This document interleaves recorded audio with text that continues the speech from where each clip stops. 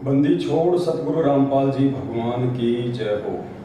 परमपिता परमात्मा, सारी सृष्टि के रचनहार, कुल मालिक, असंख्य ब्रह्मांडों के स्वामी, जगत गुरु, तीनों लोकों में प्रवेश करके सबका भरण पोषण करने वाले संत शिरोमणि सतगुरु रामपाल जी परमेश्वर जी के चरण कमल में हम सभी सत्सेवक भाई बहनों का कोटि कोटि दंडवत प्रणाम। और आप सभी लाइव देख रहे सत्सेवक भाई बहनों को दास का सत साहिब।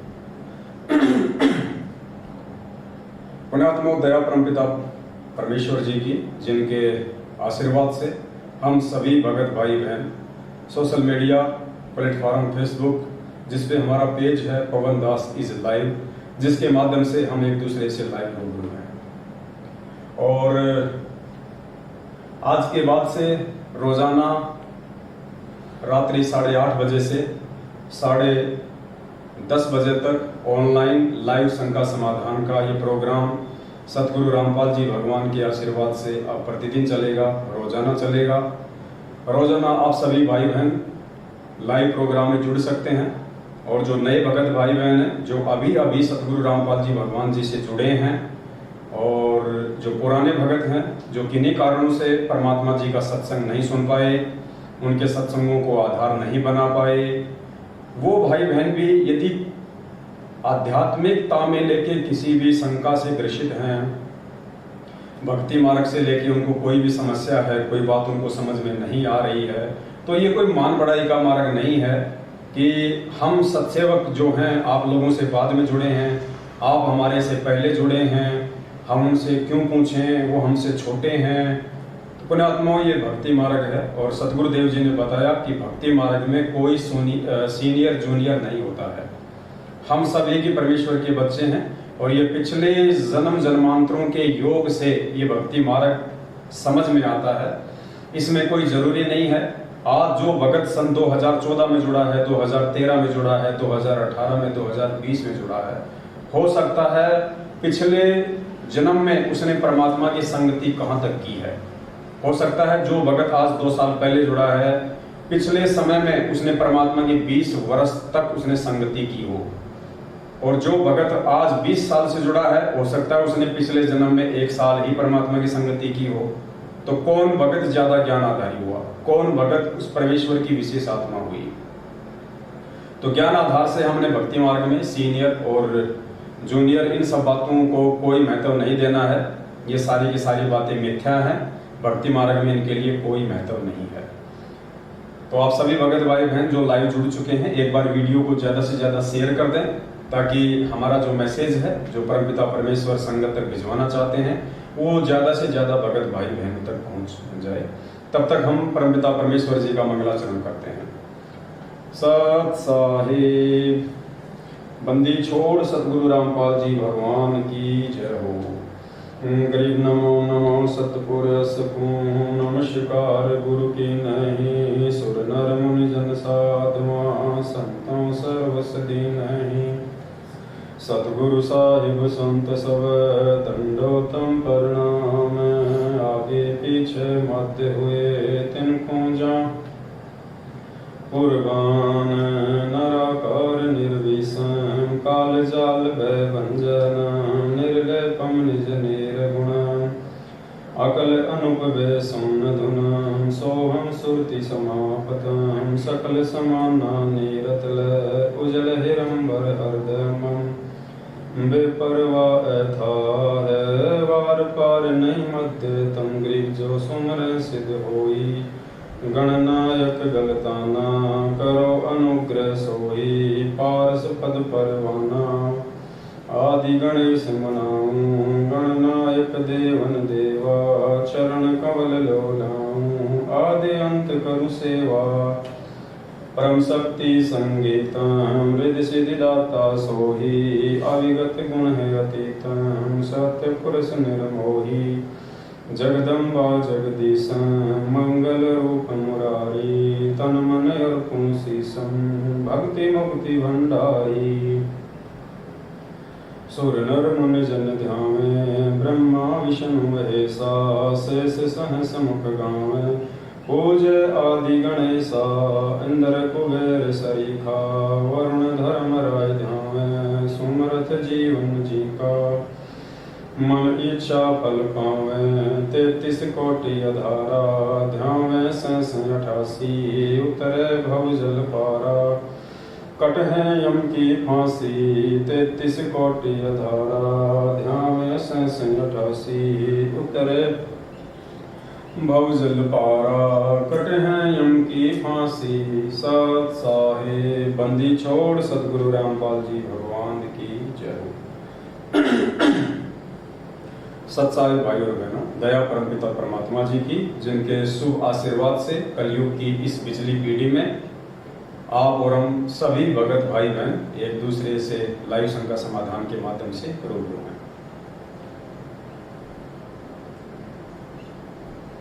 जैसा कि आप सबको पता है, अब प्रतिदिन रोजाना रात्रि 8:30 बजे से 10:30 बजे तक यानी 2 घंटे हम भगत समाज की जो भी शंकाएं हैं आध्यात्मिक क्षेत्र को लेके, भक्ति मार्ग को लेके, जिन शंकाओं के चलते वो भक्ति नहीं कर पा रहे हैं, उनको कोई न कोई समस्या आ रही है, उनको कोई समाधान जाने अनजाने में नहीं मिल पा रहा है, जो भगत भाई बहन नाम दीक्षा लेने के बाद परमात्मा के नियमों को अच्छे से नहीं समझ पाए हैं, या उनको सतलोक आश्रम मैनेजमेंट हरियाणा के फर्जी नामदान केंद्र संचालकों के द्वारा, उनके कोऑर्डिनेटरों के द्वारा उनको अच्छे से नहीं बताए गए, नहीं समझाए गए, सत्संगों को वो भाई बहन थोड़ा अच्छे से नहीं समझ पाए, जो भी रीजन रहा हो, अगर उनको कोई भी समस्या है इस परमात्मा के भक्ति मार्ग में, तो वो भाई बहन निसंकोच जो है रात्रि 8:30 बजे से 10:30 बजे तक आप जी लाइव जुड़िए, और आप हमें मैसेज भी कर सकते हैं, नंबर आपको लास्ट में दे दिया जाएगा। आप वॉइस मैसेज भी कर सकते हैं अपनी कोई भी शंका। परमात्मा जी के आशीर्वाद से, उनके सत्संगों के आधार से आपकी हर शंका का ज्ञान आधार से अच्छे से समाधान किया जाएगा। आज आप सभी भगत भाई बहनों को एक छोटी सी बात बतानी थी, जो कि बहुत ही ज्यादा महत्वपूर्ण है। आप सभी को ध्यान होगा, आज से लगभग 4 या 5 साल पहले दास साध संगति के प्रचार के लिए, अपने भगत भाई बहनों को बरवाला कांड की सच्चाई बताने के लिए, और सतलोक आश्रम मैनेजमेंट हरियाणा के द्वारा भोले भगत समाज को हिसार जेल में बैठे हुए पूज्य गुरुदेव सतगुरु रामपाल जी भगवान की आड़ में ज्योति पाठ और दान के नाम से जो लूटा जा रहा था, भगत समाज को राजनेताओं की रैलियों में शामिल करवाया जा रहा था, अन्य धरने और प्रदर्शनों में उनको बहका के लेके जाया जा रहा था, इन सब बातों से भगत समाज को जागरूक करने के लिए, उनको अवेयर करने के लिए कि भाई ये जितने भी आदेश जो भक्ति विरुद्ध हैं, जो पूज्य गुरुदेव जी के सत्संगों से मेल नहीं खाते हैं, ये सारे के सारे आदेश सतगुरु रामपाल जी भगवान के नहीं है। उन्होंने कभी भी अपने बच्चों को इस प्रकार के भक्ति विरुद्ध जो कर्म है वो करने की शिक्षा नहीं दी है। और वर्तमान में उनकी आड़ में ये पीले पर्चे निकाल के, फर्जी ऑडियो निकाल के, या आपके नामदान संचालक और कोऑर्डिनेटरों के माध्यम से जो भी आदेश संगत में पारित किए जा रहे हैं, ये सारे के सारे आदेश अपने आप को मनमुखी गुरु समझने वाला सतगुरु रामपाल जी भगवान का छोटा कलयुगी भाई महेंद्र है, और गुरुदेव का जो परिवार है वो है। ये सब लोग अपने धार्मिक धंधे के लिए आप सभी संगत वालों को मोहरा बनाए हुए हैं। तो ये सारी बातें हम समझाने के लिए गांव-गांव में, शहर-शहर में, हर जिले में, हर स्टेट में, जहां-जहां भी हम लोग जा सकते थे हम लोग गए। तो ऐसे ही सन 2016 के लास्ट में हम लोग मध्य प्रदेश गए हुए थे, और मध्य प्रदेश का राजगढ़ जिला था, राजगढ़ जिले में हम गए हुए थे। भगत भाई बहनों को हम समझा रहे थे, फिर बीच में असुर निकंदन रमणी का समय हो गया था, सभी भाई बहन मिलकर हम रमणी करने लग गए।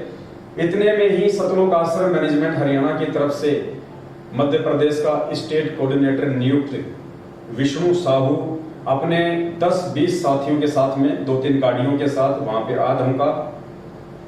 उन्होंने हम लोगों को ढंग से रमणी भी नहीं करने दी, और बीच में उन्होंने जो है मारपीट शुरू कर दी, और वो वीडियो आप लोगों ने काफी बार देखा भी होगा। और उस समय भी दास ने कहा था कि पुण्यात्माओं, ये लोग किस आग में हाथ दे रहे हैं, ये नादान हैं, ये परमात्मा के ज्ञान से अनभिज्ञ हैं, ये लोग तत्व ज्ञान से अपरिचित हैं, ये गुरु को मानुष मानते हैं, ये लोग किस आग में हाथ दे रहे हैं इन लोगों को नहीं पता है। आने वाले समय में आज जो कर्म ये कर रहे हैं, इस कर्म का भयंकर परिणाम इनको भुगतना पड़ेगा। और उसके लगभग 1.5-2 साल बाद में जो लोग वहां आए थे और जिन जिन लोगों ने दास के ऊपर हाथ उठाया था, उनमें से 2 भक्तों की अकाल मृत्यु हो चुकी है। एक भगत को तो एक्सीडेंट हुआ, उसका एक पैर कटा, 6 महीने तक वो हॉस्पिटल में रहा, उसके बाद उसकी मृत्यु हुई। एक भगत और था, उसकी भी इसी प्रकार से अकाल मृत्यु हुई है। दोनों भगत सतनाम प्राप्त थे। उसके बाद और भी बहुत सारी इन्होंने घटनाओं को जन्म दिया जो इनको नहीं करना चाहिए था परमात्मा के ज्ञान आधार से। उसके बाद आप सभी भाई बहनों को ध्यान होगा, आज से लगभग 1.5 साल पहले की ये बात है, लगभग ये 1.5 साल पहले की बात है। दास ने इस प्रकार का एक पैम्पलेट संगत में सार्वजनिक किया था लगभग 1.5 साल पहले। और जो मुद्दा था वो ये था कि मध्य प्रदेश के धार जिला का जो नामदान केंद्र है, वहां पे आदिवासी समाज की एक बहन थी, गुरुजी की शिष्या थी, शादीशुदा थी, जिसके 3 बच्चे थे। और वो अपने 2 छोटे छोटे बच्चों को साथ में लेके और मध्य प्रदेश के धार जिले के नामदान केंद्र के ऊपर अपना नाम शुद्ध करवाने के लिए गई हुई थी। उसी नामदान केंद्र के ऊपर एक सेवादार था जिसका नाम था भैरू राम, सन ऑफ श्री मांगीलाल, वहीं के आसपास का था। उस भगत ने उस भगतमती के साथ में जो अपना नाम शुद्ध करवाने के लिए जो गई हुई थी, उस नामदान सेवादार भैरू राम ने नामदान के ऊपर जो एक मकान बना हुआ था, उस मकान में उस बहन को 8 दिन तक जबरदस्ती रोके रखा। उसके जो 2 छोटे छोटे बच्चे थे, एक बच्चा 2 साल का था, एक शायद 3 साल की थी उसकी बेटी, उन दोनों बच्चों को 8 दिन तक उन्होंने कहीं और रखा और उस बहन को नामदान केंद्र के ऊपर, धार जिले के नामदान केंद्र के ऊपर उस कमरे में रखा। और लगभग ये 3 या 4 लोग थे। इन 3-4 लोगों ने लगभग 8 दिन तक उस बहन के साथ में बलात्कार किया। दास ने 1.5 साल पहले 3 घंटे का वीडियो लाइव आके बताया था। उसके बाद ये बात कहीं फैल ना जाए, उस बहन से इन लोगों ने कोर्ट में ले जाके और एक एफिडेविट लिखवाया। एफिडेविट में इन्होंने लिखवाया कि हम दोनों को एक दूसरे से प्यार हो गया था और हम दोनों जो है एक दूसरे से शादी करना चाहते थे। जबकि वो बहन 3 बच्चों की माँ थी और वो भैरू राम जो वहां पे सेवादार था, जो फार्म भरा करता था नए भक्तों को नाम दिलवाने के लिए, वो भगत भी शादीशुदा था और 2 बच्चों का बाप था। तो दास ने कहा था कि रे नालायकों, तुम इस परमात्मा के मार्ग में ये क्या कर रहे हो? ये परमात्मा तुम जैसे नीच प्राणियों के चलते ही ये बदनाम है। तुम आज भी परमात्मा को अपने नीच हरकतों के चलते बदनाम कर रहे हो, और जब इन नीच हरकतों के चलते कल को तुम्हारी अकाल मृत्यु होगी, तब भी तुम परमात्मा की ही बदनामी का कारण बनोगे। लोग कहेंगे कि ये देखो संत रामपाल जी का भगत, जो अपने आप को बहुत बड़ा भगत कहा करता था कि मेरे गुरुजी ऐसे हैं, मेरे गुरुजी मुर्दे को जिंदा कर देते हैं, मेरे गुरुजी के शरण में जो आ जाता है वो कभी अकाल मौत नहीं मरता। उसके बाद जब तुम खुद अकाल मौत मरोगे तो तुम उस समय भी परमात्मा की बदनामी का कारण बनोगे और तुम डबल दोषी हो जाओगे उस परमात्मा के। तो दास ने उस समय पुण्यात्माओं एक ये पैम्पलेट निकाला था, ये देखिए 21 मार्च 2021, ये 21 मार्च 2021 और दिन रविवार। दास ने पैम्पलेट निकाला था कि 21 मार्च 2021 को दास लाइव आएगा, आप सभी भाई बहनों को उस घटना की हकीकत बताई जाएगी। उस बहन से जो एफिडेविट लिखवाया गया था कोर्ट में ले जाके अपने बचाव के लिए, वो एफिडेविट भी हमारे पास में आ गया था। दास ने एफिडेविट भी संगत में उसकी पीडीएफ कॉपी भी आप लोगों को भेजी थी और आप लोगों को लाइव में दास ने पीडीएफ भी दिखाया था। तो दास ने उस समय ये जिक्र किया था कि बलात्कार केंद्र मध्य प्रदेश के राजगढ़ में नाम शुद्धिकरण करवाने गई 3 बच्चों की मां भूरी दासी के साथ 8 दिन तक नामदान सेवादारों द्वारा सामूहिक बलात्कार। ये दास ने पहले ही पैम्पलेट बना के 4-5 दिन तक संगत में वायरल किया था, ताकि ज्यादा से ज्यादा भगत भाई बहन लाइव जुड़े और सभी भाई बहनों को इस हकीकत का पता चले। तो पुण्यात्माओं, आज लगभग 17 या 18 महीने के बाद, क्योंकि दास ने उस समय आप सभी भाई बहनों को कहा था, परमात्मा का एक विधान बताया था कि भाई राम किसी को मारे नहीं, मारे तो हत्यारा राम, अपने आप ही मर जाएंगे ये कर कर खोटे काम। और इनके वो खोटे काम, इनके वो खोटे कर्म आज सतलोक आश्रम मैनेजमेंट हरियाणा के सामने आ रहे हैं।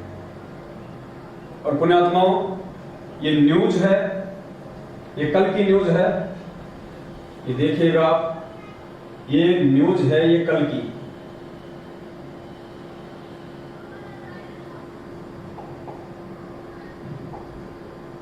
ये देखिएगा, ये मजदूरों से भरी ट्रॉली पलटी, एक की मौत।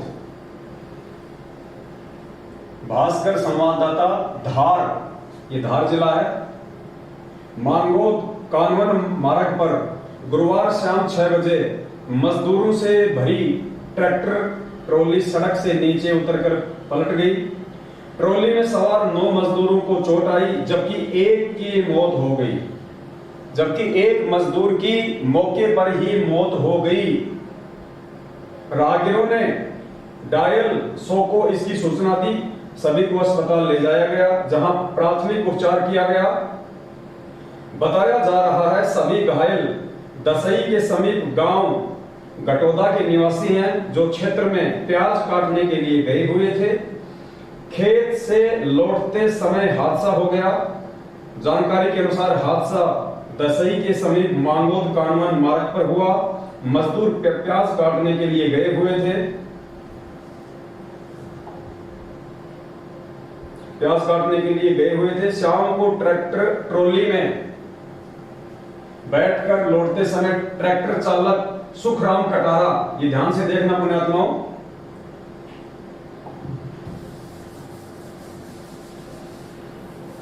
न्यूज को आगे आप जी ध्यान से देखना। ट्रैक्टर चालक की लापरवाही से तेज गति में दौड़ते हुए समय अनियंत्रित होकर सड़क से नीचे उतरकर पलट गया। इसमें पुण्यात्माओं, इस हादसे में ध्यान से देखना आप ये न्यूज, इस हादसे में भैरूलाल सनोफ श्री हरिराम उम्र 32 निवासी अहमदवाला की मौत हो गई। ये पुण्यात्माओं वही भैरूलाल है जिसने उस बहन के साथ में 8 दिन तक बलात्कार किया था। ये वही सतलोक आश्रम मैनेजमेंट हरियाणा के धार जिले का नामदान सेवादार भैरूलाल सनोफ श्री मांगीलाल, जिसने उस आदिवासी बहन भूरी दासी के साथ, जो 3 बच्चों की मां थी और अपना नाम शुद्ध करवाने गई हुई थी, उस बहन के बच्चों को उससे दूर करके, उसको डरा के धमका के, आदिवासी थी, 8 दिन तक उसके साथ नामदान केंद्र के ऊपर बलात्कार किया। और पुण्यात्माओं, दास ने उस समय कहा था कि इन्होंने जो ये कुकर्म किया है, सतगुरु रामपाल जी भगवान से दीक्षा लेने के बाद, उनसे नाम उपदेश लेने के बाद, ये तत्व ज्ञान लेने के बाद, ये कर्म जिन जिन लोगों ने किया है, अभी तो खाली एक का ही नंबर आया है, जिन जिन लोगों ने ये कर्म किया है और जिन जिन लोगों ने, चाहे वो नामदान संचालक हो, चाहे वहां का कोऑर्डिनेटर हो, चाहे स्टेट कोऑर्डिनेटर हो, चाहे सतलोक आश्रम मैनेजमेंट हरियाणा वाले हों, जिन जिन लोगों ने उस कुकर्म में सहयोग किया है और जिन लोगों ने उस न्यूज को, उस बात को दबाया था, उस समय संगत में ऊपर आने नहीं दिया, उन सभी लोगों की आने वाले समय में परमात्मा के विधान अनुसार दुर्गति से मौत होगी।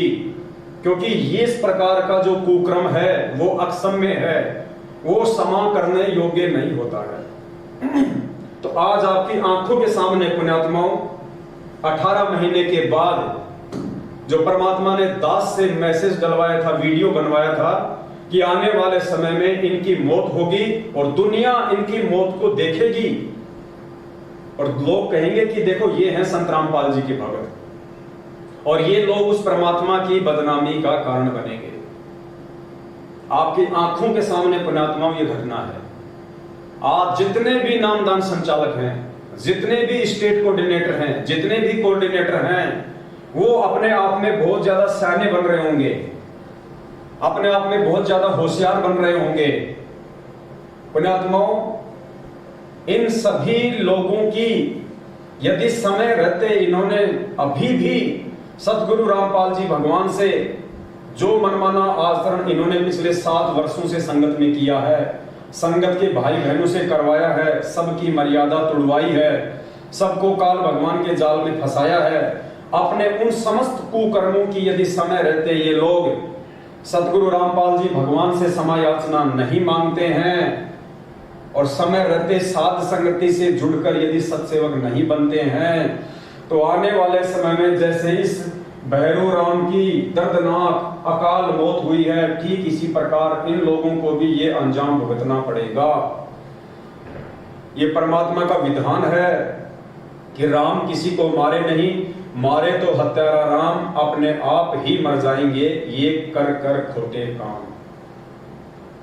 और ये देखिए पुण्यात्मा, ये फोटो आई हुई है, ये ट्रैक्टर था और ये ट्रॉली ये पलटी हुई है और इस भैरू राम की, इस भैरू लाल सनोप श्री हरिराम 32 निवासी अहमद बोला की मौत। और आप लोगों से कुछ भी छुपा नहीं है पुण्यात्माओं, ये कोई ज्यादा दिन की बात नहीं है, अभी लगभग 15 से 20 दिन पहले की ये बात है। दास ने छोटा सा वीडियो भी बना के संगत में वायरल किया था, आप सभी भाई बहनों को दास ने समझाया भी था।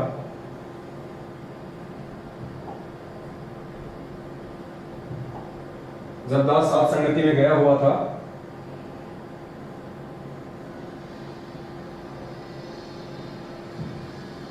जब दास बंबई के अलीबाग में साथ संगति में गया हुआ था, तो उस समय दास ने छोटा सा वीडियो बना के आप सभी भाई बहनों को समझाया भी था, आप जी को बताया भी था कि जो जैसे कर्म इस भक्ति मार्ग में आने के बाद में करेगा पुण्यात्माओं, उसको वैसे ही परिणाम भोगने पड़ेंगे। भक्ति गेट बंद करके वैसे ही उनको जो कर्म है वो भोगने पड़ेंगे। ये परमात्मा किसी का सगा नहीं है, ये सतगुरु रामपाल जी भगवान, ये कबीर परमात्मा किसी का भी सगा नहीं है। हम रोज मंगलाचरण पढ़ते हैं, परम शक्ति संगीतम रिद्धि सिद्धि दाता सोही, अविगत गुण अतीतम सत्य पुरुष निर्मोही। ये सतगुरु रामपाल जी भगवान निर्मोही परमात्मा है। राम किसी को मारे नहीं, मारे तो हत्यारा राम अपने आप ही मर जाएंगे कर कर खोटे काम। और पिछले 6-7 वर्षों से उस परमपिता परमात्मा सतगुरु रामपाल जी भगवान ने हम सभी सत्सेवक भाई बहनों की संगत में एकमात्र यही ड्यूटी लगा रखी है, आप सभी भाई बहनों को समझाने की कि ये पूर्ण परमात्मा है और इस परमात्मा की शरण में आने के बाद यदि किसी ने गफलत की, यदि किसी ने जानबूझ के ऐसी गलती की जिस गलती से परमात्मा नाराज होते हैं, अंत में उस गलती का दुष्परिणाम भी भयंकर होगा, उनको भोगना पड़ेगा। और पुण्यात्माओं, इनके जितने भी कोऑर्डिनेटर हैं अभी तक, इनके जितने भी सेवादार हैं अभी तक, जिनकी भी मौत हुई है, किसी की भी सामान्य मौत नहीं हुई, किसी भी कोऑर्डिनेटर या नामदान संचालक या सेवादार की साधारण मौत नहीं हुई है, सभी की अकाल मौत हुई है। आज से लगभग 15 से 20 दिन पहले बिहार का स्टेट कोऑर्डिनेटर राजदेव बाबू, राजदेव दास पुण्यात्माओं, उसकी अकाल मृत्यु हो चुकी है। एक स्टेट कोऑर्डिनेटर की जो पूरी संगत को हैंडल कर रहा है, उसकी हार्ट अटैक से और बाथरूम में उसकी मौत हुई है। बाथरूम की सीट से वो उठ भी नहीं पाया, बाथरूम की सीट से वो उठ भी नहीं पाया और हार्ट अटैक से उसकी दर्दनाक अकाल मृत्यु हुई है 15 से 20 दिन पहले बिहार के स्टेट कोऑर्डिनेटर की। पुण्यात्माओं, लैट्रिन करते समय यदि किसी के प्राण निकलते हैं तो परमेश्वर का विधान कहता है कि सीधा वो नरक में जाता है, वो नरकगामी है सीधा। जिसकी मल द्वार से जिसके प्राण निकलते हैं, मल द्वार से जिसके प्राण निकलते हैं, वो कहां जाता है? सीधा वो नरक द्वार में जाता है, वो सीधा नरक द्वार में जाता है, जिसके मल द्वार से जिसके प्राण निकलते हैं। तो जो बिहार का स्टेट कोऑर्डिनेटर था राजदेव बाबू, आप सभी भाई बहनों को पता है कि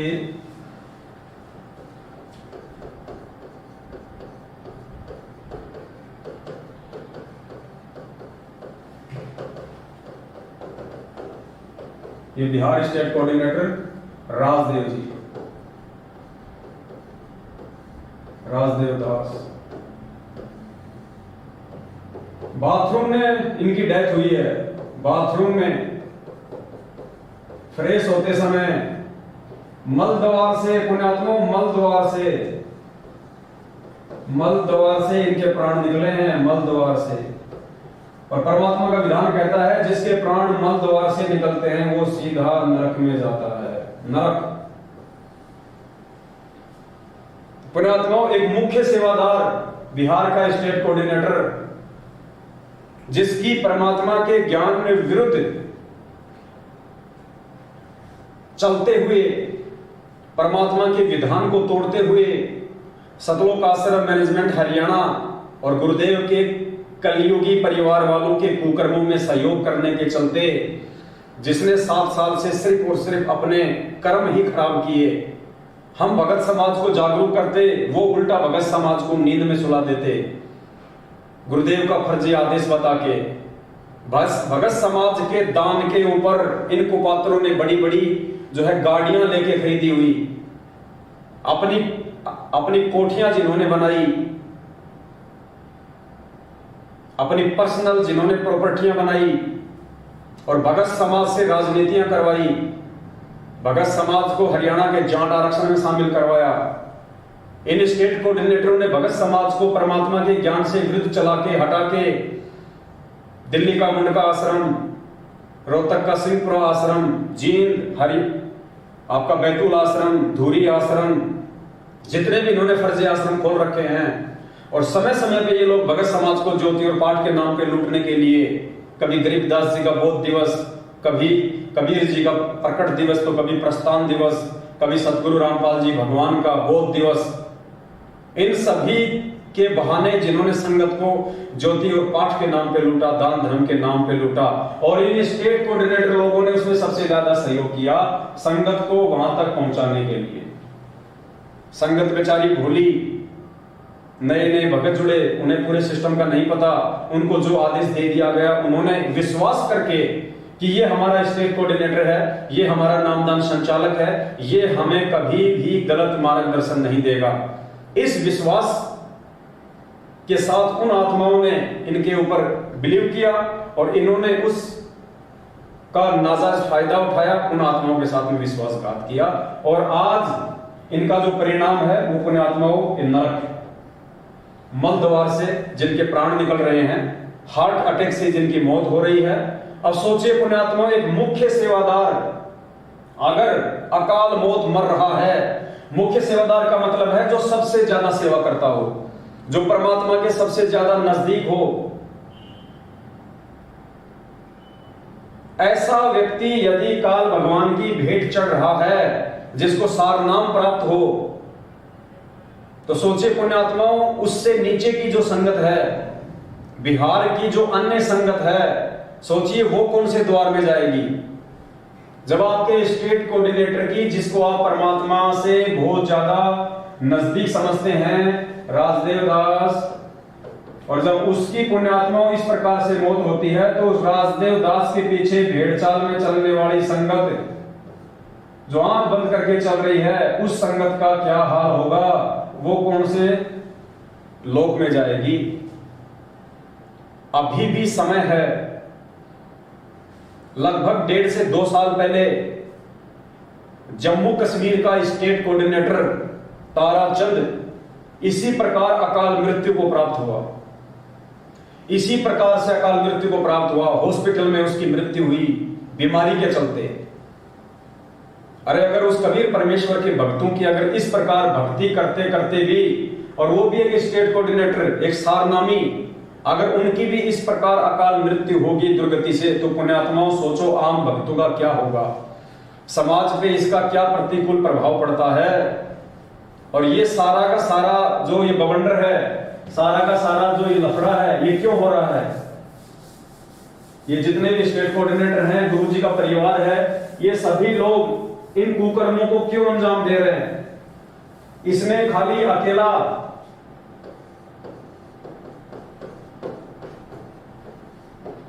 सतलोक आश्रम मैनेजमेंट हरियाणा ही जिम्मेदार नहीं है,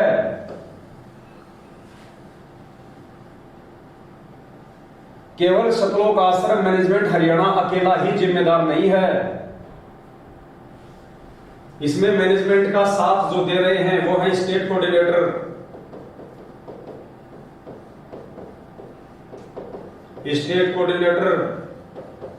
यानी सतलोक आश्रम मैनेजमेंट हरियाणा में आता है गुरु जी का भाई,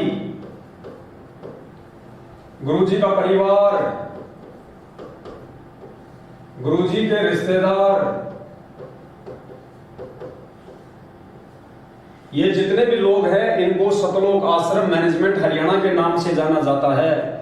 जो लोग सतलोक आश्रम बरवाला में सारी की सारी मैनेजमेंट को संभाल रहे थे, इनको सतलोक आश्रम मैनेजमेंट हरियाणा कहा जाता है। उसके बाद में इस सतलोक आश्रम मैनेजमेंट हरियाणा के कुक्रम में सबसे ज्यादा जो सहयोगी हैं वो है स्टेट कोऑर्डिनेटर। स्टेट कोऑर्डिनेटर के बाद में नंबर आता है जिला कोऑर्डिनेटर। जिला कोऑर्डिनेटर, क्योंकि जो भी सूचना आती है सबसे पहले सतलोक आश्रम मैनेजमेंट हरियाणा ही पारित करता है। उस सूचना को सतलोक आश्रम मैनेजमेंट हरियाणा स्टेट कोऑर्डिनेटर के पास भेजता है। स्टेट कोऑर्डिनेटर उस सूचना को जिला कोऑर्डिनेटर के पास में भेजता है, और ये जिला कोऑर्डिनेटर फिर जिन्होंने व्हाट्सएप के ग्रुप बना रखे हैं, व्हाट्सएप के ग्रुप बना रखे हैं, व्हाट्सएप के ग्रुपों के माध्यम से ये लोग फिर आम संगत तक इन सब बातों को पहुंचाते हैं। तो पुण्यात्माओं, मुख्य तौर पे जो परमात्मा के दोषी हैं पिछले 7.5 वर्षों से, जिन्होंने सारे उल्टे कुक्रम भगत समाज से करवाए हैं, जो मुख्य दोषी हैं वो है सतलोक आश्रम मैनेजमेंट हरियाणा। गुरुदेव का भाई, गुरुदेव का परिवार, गुरुदेव के रिश्तेदार, जिनमें गुरुदेव के बेटा बेटी, भाई बंधु, रिश्तेदार, जवाई सब आ जाते हैं। उसके बाद में उनके कुक्रम में जो सहयोगी हैं, जो दोषी हैं, वो है स्टेट कोऑर्डिनेटर। उसके बाद में जिला कोऑर्डिनेटर, उसके बाद में व्हाट्सएप के जो ग्रुप हैंडल कर रहे हैं, जो लोग, जिन लोगों को व्हाट्सएप के ग्रुपों का जिले वाइज, तहसील वाइज, स्टेट वाइज जिनको एडमिन बना रखा है, वो लोग परमात्मा के दोषी हैं। मुख्य तौर पे केवल यही लोग दोषी हैं, मुख्य तौर पे यही लोग दोषी हैं। सतलोक आश्रम मैनेजमेंट हरियाणा, स्टेट कोऑर्डिनेटर, जिला कोऑर्डिनेटर और व्हाट्सएप के जो ग्रुप बना रखे हैं। उसके बाद में संगत का नंबर आता है पुण्यात्माओं। उसके बाद में संगत दोषी है, क्योंकि संगत उस परमेश्वर के ज्ञान को आधार ना बना के और देखा देखी में कोई भी आदेश उनको दे दिया जाता है, उस आदेश को वो परमात्मा के ज्ञान से मेल नहीं खाते, उस आदेश को परमात्मा के विचारों से, परमात्मा के सत्संग से मैच नहीं करते, और आंख बंद करके संगत जो उन आदेशों को फॉलो करती है, इस कारण से संगत भी परमात्मा की दोषी है। अगर ये संगत ज्ञान आधार को बना ले, ज्ञान आधार को अपना ले, तो पुण्यात्मा इन सभी लोगों का ये धंधा बंद हो जाएगा। इन सब का ये धंधा बंद हो जाएगा। ना किसी के कोई कर्म फूटेंगे, ना कोई परमात्मा का दोषी होगा। तो मेन जो रोल है यहाँ पे, सबसे अहम जो रोल है वो संगत का है। अगर संगत सतलोक आश्रम मैनेजमेंट हरियाणा के कुक्रम में सहयोग करना बंद कर दे, तो पुण्यात्माओं ये लोग कितने दिन तक अपनी मनमानियां करेंगे, कितने दिन तक इस परमेश्वर के मार्ग में ये गंदगी फैलाएंगे। तो यहाँ पे संगत का अहम रोल है, सबसे ज्यादा अहम रोल है संगत का। तो संगत को अब समझना चाहिए। 7.5 साल हो चुकी है, आप लोगों के सामने जितने भी इन्होंने कुक्रम किए, वो सारे कुक्रम आप लोगों की आंखों के सामने हैं। जब आपके स्टेट कोऑर्डिनेटर की अकाल मौत हो रही है, आपके जिला कोऑर्डिनेटरों की अकाल मौत हो रही है, आपके नामदान संचालकों की अकाल मौत हो रही है, तो पुण्यात्मा विचार करो आप लोगों के साथ में क्या होगा जब आपकी भी बैटरी डिश होगी। और संगत तो आए दिन मर ही रही है, संगत तो आए दिन मर ही रही है। तो पुण्यात्माओं उस परमेश्वर की बदनामी का कारण ना बने, और आप सभी भगत भाई बहन इस परमेश्वर जी के ज्ञान को आधार बनाएं, और ज्ञान को आधार बना के जितना जल्दी हो सभी भाई बहन साथ संगत से जुड़ जाएं, साथ संगत से जुड़ जाएं सभी भाई बहन। पुण्यात्माओं, साथ संगत से ही आप लोग इस परमात्मा के ज्ञान पे आप जी टिक पाओगे और आप सतगुरुदेव जी को पहचान पाओगे। वरना जब तक हम अपने गुरु को मानुष मानेंगे, जब तक हम गुरु को मानुष समझेंगे पुण्यात्माओं, तब तक हमारे ना तो यहाँ पे कोई हमारे कर्म सुधरेंगे, ना हमको यहाँ पे कोई सुख मिलने वाला है, और ना ही यहाँ से शरीर छोड़ने के बाद में हमारी कोई गति होनी है। क्योंकि 350 साल पहले गरीबदास जी महाराज जी ने स्पष्ट कह दिया कि गुरु मानुष कर जानते वो नर कहिए अंध होए दुखी संसार में आ गए उनके फंदे। तो आप लोगों को गुरु जी को मानुष ही मनवाया जा रहा है। 2020 में आप लोगों से गुरुदेव का जन्मदिन मनवाया गया, पीला पर्चा निकाला गया, सरेआम जन्म दिवस मनाया गया संत रामपाल जी भगवान का। अरे भगवान का जन्मदिन मनाओगे तो पुण्यात्माओं पार कैसे हो जाओगे? ना सतगुरु जननी जने जाके माना बाप, पिंड ब्रह्मण से रहित है ना वाते होता। पुण्यात्माओं, ये परमात्मा है, ये परमेश्वर है, और हम सत्सेवकों के माध्यम से बार बार ये परमात्मा आप जियों तक संदेश भिजवा रहे हैं। आप जियों को हर रोज एक नया संदेश परमात्मा भिजवा रहा है, क्योंकि उस परमेश्वर को आगामी समय दिखाई दे रहा है कि आगामी समय में क्या होगा, काल किस प्रकार से संगत में तांडव मचाएगा, देश और दुनिया में तांडव मचाएगा। अगर इस परमात्मा ने ही अगर बचाना हो संगत को, अगर ऐसे ही, तो पुण्यात्माओं आए दिन संगत में आपके जो स्टेट कोऑर्डिनेटर लोग मर रहे हैं, आपके जिला कोऑर्डिनेटर मर रहे हैं, संगत वाले भाई बहन जो सार नाम तक प्राप्त हैं, जिनकी अकाल मृत्यु हो रही है, परमात्मा उन सबको क्यों नहीं बचा रहा? गुरुदेव उन सभी को क्यों नहीं बचा रहे? अगर ऐसे ही परमात्मा ने यदि बचाना होता तो। इसलिए पुण्यात्माओं परमात्मा हमें समय दे रहे हैं, वरना 7.5 साल हो गई परमात्मा को जेल में बैठे हुए। उनको बैठने की आवश्यकता नहीं थी, उनको कोई बांध नहीं सकता, कोई रोक नहीं सकता। ये अबंध परमात्मा है।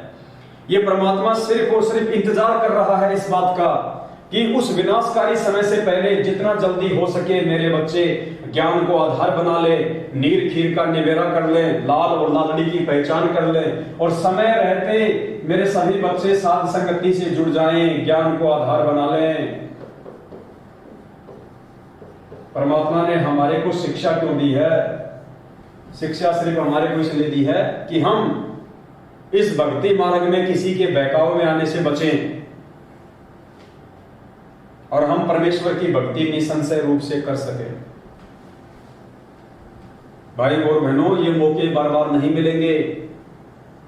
एक बार यदि ये बात आप लोगों के हाथ से निकल गई, वो कहते हैं ना कि तीर कमान से और बात जुबान से एक बार निकल जाती है, वापस नहीं आती। ये मौका जो परमात्मा दे रहे हैं बार बार 7 साल हो गई परमात्मा को, एक गोल्डन चांस है। ये मौका दोबारा नहीं मिलेगा।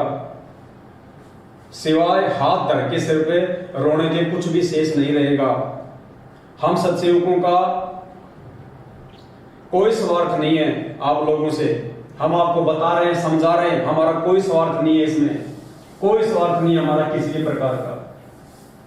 हम निस्वार्थ भाव से उस परमेश्वर की तरह इस परमार्थ के मार्ग में ये सेवा दे रहे हैं। पुण्यात्माओं, आपने कुपात्र सतलोक आश्रम मैनेजमेंट हरियाणा को, ये कुपात्र सतलोक आश्रम मैनेजमेंट हरियाणा को आपने ज्योति पाठ और दान का दिन रात अंधे होके आप लोगों ने पैसा दिया। दिन रात इस कुपात्र सतलोक आश्रम मैनेजमेंट हरियाणा ने आपका पैसा कहां लगाया?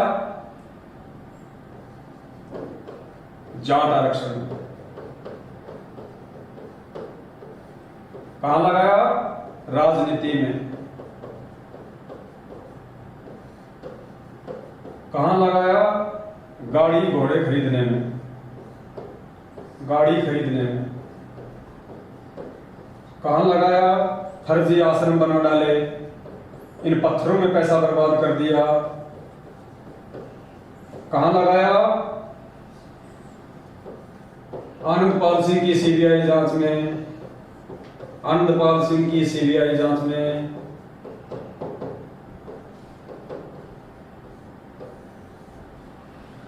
आपने पैसा दिया इनको, ज्योति का पैसा लगाया इन्होंने जाट आरक्षण में। आपने पैसा दिया इनको पाठ का पैसा लगाया इन्होंने राजनीति में। आपने इनको खुला दान किया, नामदान केंद्रों पे दान पेटियों में, इन्होंने उस पैसे से गाड़ियां खरीदी। उन्होंने इस पैसे से फर्जी आश्रम बना डाले जहां पे आज आपको लूटने का ही काम किया जा रहा है। और परमात्मा ने हमें कितना समझाया था कि बच्चों, कुपात्र को यदि तुम दान धर्म करोगे, कुपात्र को यदि तुम दान दोगे, वो उस दान लेने वाले के भी कर्म फोड़ेगा और दान देने वाले के भी कर्म फोड़ेगा। आज नतीजा क्या निकल रहा है पुण्यात्माओं? अकाल मौत।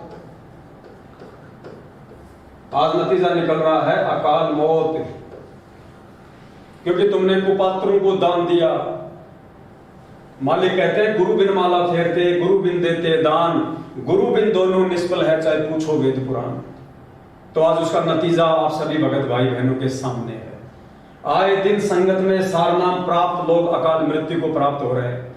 सतनामी लोग आए दिन मर रहे हैं। आपके स्टेट कोऑर्डिनेटर अकाल मौत मर रहे हैं, आपके जिला कोऑर्डिनेटर अकाल मौत मर रहे हैं। भक्तों को गालियां देने वाले, भक्तों को लठों से मारने वाले लोग अकाल मौत मर रहे हैं। आपके नामदान सेवादार अकाल मौत मर रहे हैं। अभी आपने एग्जाम्पल देखा। दूसरी तरफ पुण्यात्माओं, आपने सुपात्र लोगों को दान नहीं दिया। आपने सुपात्र जो सत्सेवक हैं उन्होंने आपसे कोई दान नहीं लिया, कोई दान नहीं लिया आपसे, ज्योति पाठ का कोई पैसा नहीं लिया आपसे केवल इस परमेश्वर की सेवाओं के लिए सहयोग मांगा। सहयोग, ताकि भगत समाज को जगाने की दिशा में जो प्रयास वो परमात्मा अपने सत्सेवक बच्चों के माध्यम से दिन रात करवा रहा है, उसमें यदि आपका सहयोग होगा तो आपको भी उसी रेशियो में परमात्मा लाभ देगा। जैसे आपने कुपात्रों को ज्योति पाठ और दान का पैसा दिया, उनको सहयोग किया, उसी रेशियो में इन्होंने जो जो कुकर्म किए, जिन जिन कुपात्रों को इन्होंने आपका पैसा दिया, हरियाणा के जाट आरक्षण में, राजनीति में, गाड़ियां खरीदने में, फर्जी आश्रम बनाने में, आज आप सभी के सामने अकाल मौत। इस कुपात्र सतलोक आश्रम मैनेजमेंट हरियाणा के मुख्य सेवादारों की भी अकाल मौत, और इन सेवादारों को आंख बंद करके गुरु जी के ज्ञान के विरुद्ध सहयोग करने वाली संगत को भी अकाल मौत। इधर आपने सहयोग किया सुपात्र लोगों को, सत्सेवकों को आपने सहयोग किया, आपके सहयोग से एक गाड़ी आई आपके सहयोग से, टाटा सफारी 21 लाख रुपए की ये गाड़ी आई। ये गाड़ियां सात संगतियों में जा रही है, अपने भाई बहनों को बैठा के लेके जा रही है। उधर से कोई भाई बहन आता है उसको बैठा के लेके आती है। समय पे हम सात संगतियों में पहुंचते हैं, परमात्मा की महिमा होती है, परमात्मा जी को भोग लगाया जाता है। आप लोगों से कोई गलतियां ना हो इसलिए पूरी रात बैठ के भाई बहनों को समझाया जाता है। आप अपने दान का सदुपयोग कर सको, आप सही तरीके से मर्यादा में रह के भक्ति कर सको, इसके लिए रात दिन ये गाड़ी जहां भी परमात्मा सेवा में भेजते हैं ये गाड़ी जाती है। ये गाड़ी कोई सतलोक आश्रम मैनेजमेंट हरियाणा वालों की तरह सात संगतियों को रोकने के लिए नहीं जाती। ये गाड़ी इन मैनेजमेंट वालों की तरह ये इनके ससुराल में नहीं जाती। ये गाड़ी यार दोस्तों के साथ में कुल्लू और मनाली घूमने के लिए नहीं जाती। ये गाड़ियां फालतू में डीजल और पेट्रोल को बर्बाद नहीं करती। यहां सारे उल्टे क्रम। और यहां जो आप लोगों ने सुपात्र को सहयोग किया, सुपात्र को सहयोग करने के बाद में आपका पैसा जहां जहां यूज हुआ, आज आप देख रहे हैं एक डिजिटल बोर्ड है, ये 75 इंच का है डिजिटल बोर्ड। ये लगभग 1,94,000 रुपए का आया है। दास की औकात नहीं थी, आप सभी भाई बहनों से परमात्मा ने सहयोग करवाया, तो ये सेवा में काम आ रहा है। आप भाई बहनों को समझाने के लिए, विस्तार से बताने के लिए। तो ये आप सभी भाई बहनों की उसी रेशियो में सेवा लग गई। जैसे कुपात्र मैनेजमेंट को सहयोग किया, जिसने जितना सहयोग किया, जिसने लाख रुपए का सहयोग किया, जिसने 2000 का सहयोग किया, उसी रेशियो में इन्होंने जो भी भक्ति विरुद्ध कुकर्म किए, जिसने 2000 किया था उसको 2% उसका परिणाम मिलेगा, और जिसने 1 लाख रुपया इनको सहयोग किया था उसको 10% इसमें उनके वो कर्म बिगड़ेंगे। ठीक इसी प्रकार यहां आपने सुपात्रों को अगर 2000 रुपये सहयोग किया है तो आपका 2% यहां पे सहयोग माना जाएगा। अगर आपने 1 लाख रुपया का सहयोग किया है तो आपका 10%।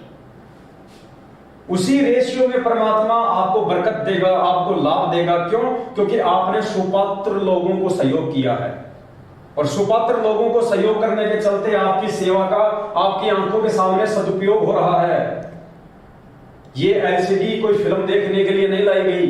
ये एलसीडी आप सभी भाई बहनों को परमात्मा का विधान समझाने के लिए, परमात्मा का ये तत्व ज्ञान समझाने के लिए, इस भक्ति मार्ग में हमें काल कहां कहां ठगेगा, कहां कहां हमारे को लूटेगा, उन समस्त बातों की आप सभी भाई बहनों तक जानकारी पहुंचे।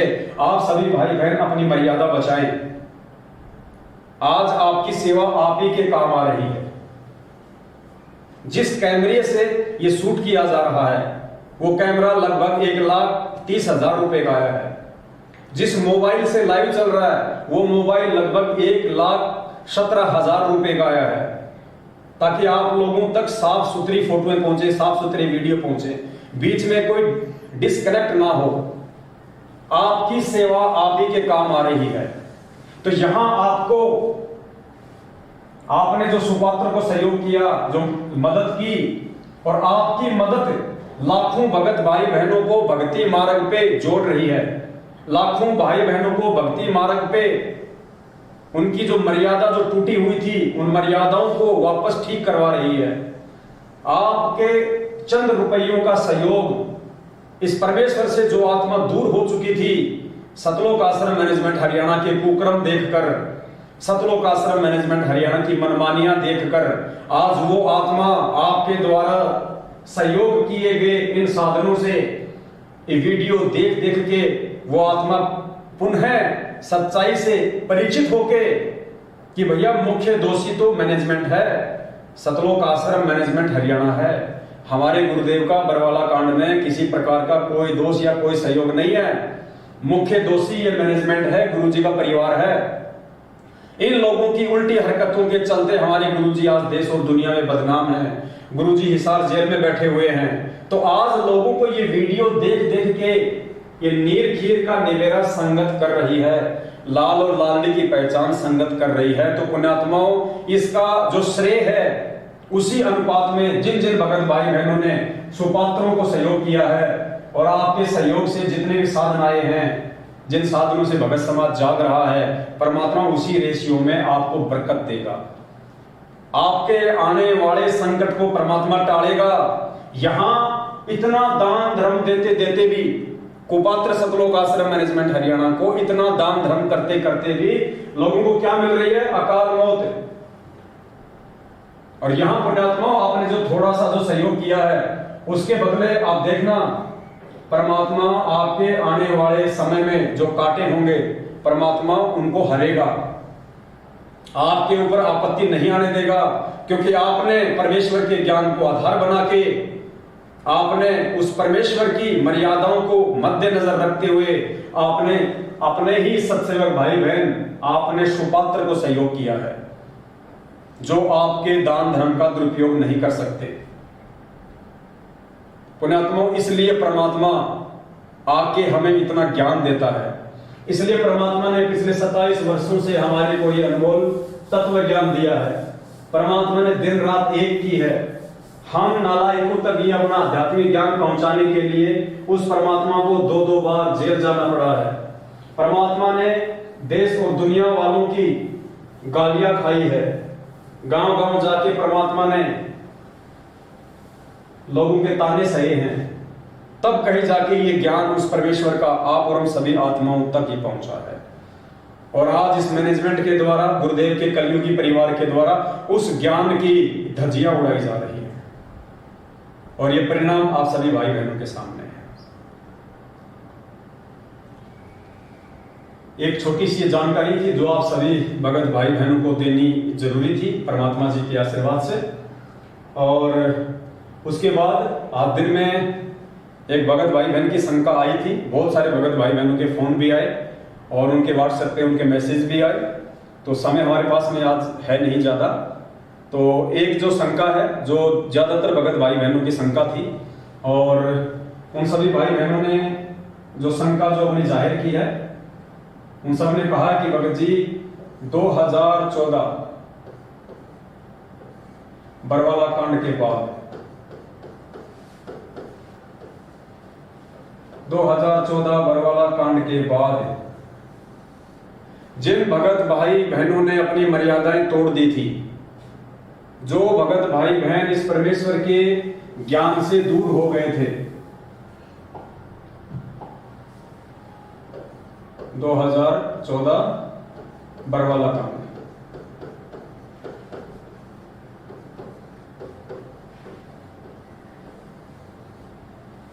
बरवाला कांड में सतलोक आश्रम मैनेजमेंट हरियाणा की मनमानी हरकतों को देखकर परमेश्वर के ज्ञान के विरुद्ध वहां भगत समाज को पुलिस वालों के सामने मरने मारने के लिए खड़ा कर दिया गया।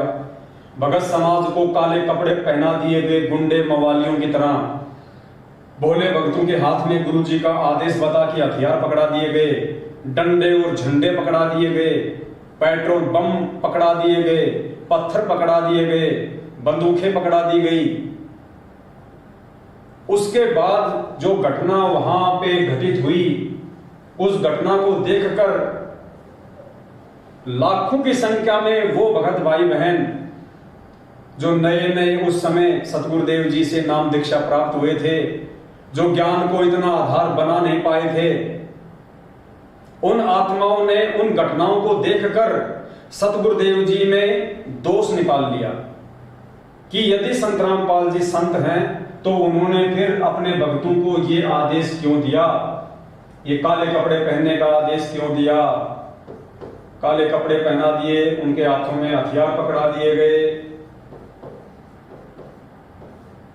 अनजाने में उन आत्माओं ने ज्ञान की कमी के चलते जो मनमाना आचरण काल प्रेरणा से मर्यादा खंडित होने के चलते जिनके ऊपर काल भगवान का दाव लग चुका था, गुरुदेव का भाई बेटा बंधु बेटा बेटी स्टेट कोऑर्डिनेटर कुछ मायाधारी लोग जिनके ऊपर काल भगवान का दाव चल चुका था, क्योंकि परमात्मा कहते हैं कि जब तक हंसा हमरी आना और काल लगे ना तेरा बना।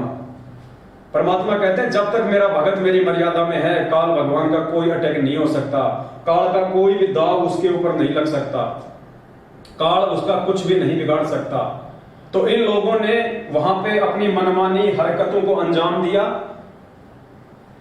सतगुरुदेव जी के छोटे भाई महेंद्र भगोड़े के आदेश पे, महेंद्र भगोड़े के कहने पे, और भोले भगत समाज को गुरुजी का आदेश बता के उनको गुमराह किया गया। उन भक्तों ने हाथों में हथियार उठा लिए, काले कपड़े पहन लिए, पुलिस वालों के साथ मरने मारने को तैयार हो गए। वहां पे कितनी बड़ी घटना, इस बरवाला कांड को अंजाम दे दिया गया। इस बरवाला कांड के बाद में जब गुरुदेव को जेल हुई, भक्तों की मार पिटाई हुई, आश्रम को पुलिस प्रशासन ने अपने कब्जे में ले लिया, उसके बाद लाखों की संख्या में भगत भाई बहनों के मन में दोष उत्पन्न हो गया अनजाने में सतगुरु रामपाल जी भगवान के प्रति, और उन लोगों ने भक्ति को त्याग दिया था, उन लोगों ने इस भक्ति मार्ग को त्याग दिया था। वो अपने किसी दूसरी साधनाओं में लग गए थे, वो अपनी उन्हीं परंपरागत पूजा पाठ में लग गए थे, या फिर वो उस भाव से भक्ति नहीं कर पा रहे थे जो भाव एक भगत के भक्ति मार्ग पे होने चाहिए। तो लाखों की संख्या में ऐसे भगत भाई बहन जो भक्ति छोड़ चुके थे, आज साध संगतियों और सत्सेवक भाई बहनों के प्रयास से जो वीडियो बनाए गए हैं, जो संगत में संदेशे दिए जा रहे हैं, जो मैसेज डाले जा रहे हैं, जो पोस्टर डाले जा रहे हैं, और लोगों को हकीकत बताया जा रहा है कि बरवाला कांड 2014 सतगुरु रामपाल जी भगवान की नहीं बल्कि काल प्रेरणा से सतलोक आश्रम मैनेजमेंट हरियाणा की देन है। सतलोक आश्रम मैनेजमेंट हरियाणा, इसमें गुरुदेव का कोई रोल नहीं। ये सारी की सारी जो हरकत है ये सतगुरु रामपाल जी भगवान के छोटे भाई महेंद्र भगोड़े की, गुरुदेव के दोनों बेटों की और गुरुदेव के दामाद संजय खानपुर वाले की है। और जितने भी स्टेट कोऑर्डिनेटर हैं, जितने भी लोग उस समय सतलोक आश्रम मैनेजमेंट हरियाणा में शामिल थे, जो महेंद्र भगोड़े के चमचे बने हुए थे, जो गुरुजी के आदेशों को कम और महेंद्र के आदेशों को ज्यादा फॉलो करते थे, उन सभी लोगों की मनमानी हरकतों का नतीजा है बरवाला कांड और गुरुदेव को आजीवन उम्र कैद। और आज ये जितने भी लोग हैं, गुरुदेव का भाई है, आज गुरुदेव का भाई, गुरुदेव का बेटा और गुरुदेव का जवाई, ये तीनों के तीनों महापुरुष आज भगोड़े बन के घूम रहे हैं। तीनों के तीनों भगोड़े बन के घूम रहे हैं और उसी परमात्मा की आड़ में आज भी संगत को लूटने की दिशा में ही आगे बढ़ रहे हैं। तो इन सब बातों से परिचित होके अब धीरे धीरे वो आत्माएं जो वर्षों पहले बरवाला कांड की घटना को देख के भक्ति को त्याग चुकी थी, परमात्मा से धीरे धीरे काल उनको दूर कर रहा था, आज सत्सेवक भाई बहनों के प्रयास से वो आत्माएं पुनः परमात्मा के नजदीक आ रही हैं। और सैकड़ों की संख्या में ऐसे भगत भाई बहनों के फोन आते हैं कि भगत जी हम वापस भक्ति शुरू करना चाहते हैं, क्योंकि हमारे को हकीकत का नहीं पता था, हमारे को सच्चाई का पता नहीं था, हम भ्रमित हो गए थे, लोगों ने हमारे को भ्रमित कर दिया था, हमारे रिश्तेदारों ने हमारे को भ्रमित कर दिया था कि देखो तुम्हारे गुरुजी ऐसे हैं, तुम्हारे गुरुजी ऐसे कुकर्म करते हैं, ये संतों के काम थोड़ी होते हैं इस प्रकार से पुलिस प्रशासन के साथ में लड़ाई करना, झगड़ा करना, भक्तों को मरवाना। तो भगत जी हमें उस समय इन सब बातों का नहीं पता था और हमने गुरुजी का ही आदेश समझ के हमने सोचा कि मैनेजमेंट को गुरुजी ही आदेश दे रहे हैं और गुरुजी ने ही बरवाला कांड करवाया है और हमारे अंदर दोष उत्पन्न हो गया था। क्या भगत जी आज हम उस दोष से मुक्त हो सकते हैं? क्या वो परमात्मा हमें वापस अपने शरण में ले सकता है? हम किस प्रकार से अपना नाम शुद्ध करवाएं? हम किस प्रकार से वापस उसी तरह ये भक्ति हम शुरू करें? तो आज सैकड़ों की संख्या में ऐसे भगत भाई बहनों के फोन आते हैं। तो आज अभी आगे का जो वीडियो है हमारे पास में, जो भी आधा पौन घंटा बचा हुआ है, परमात्मा उसी के ऊपर अब बातचीत करवाएंगे। मोबाइल दे दो जी।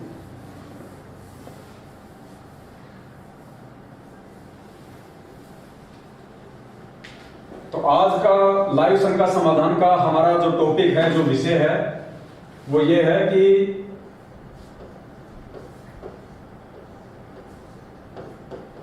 भक्ति छोड़ चुके भाई बहन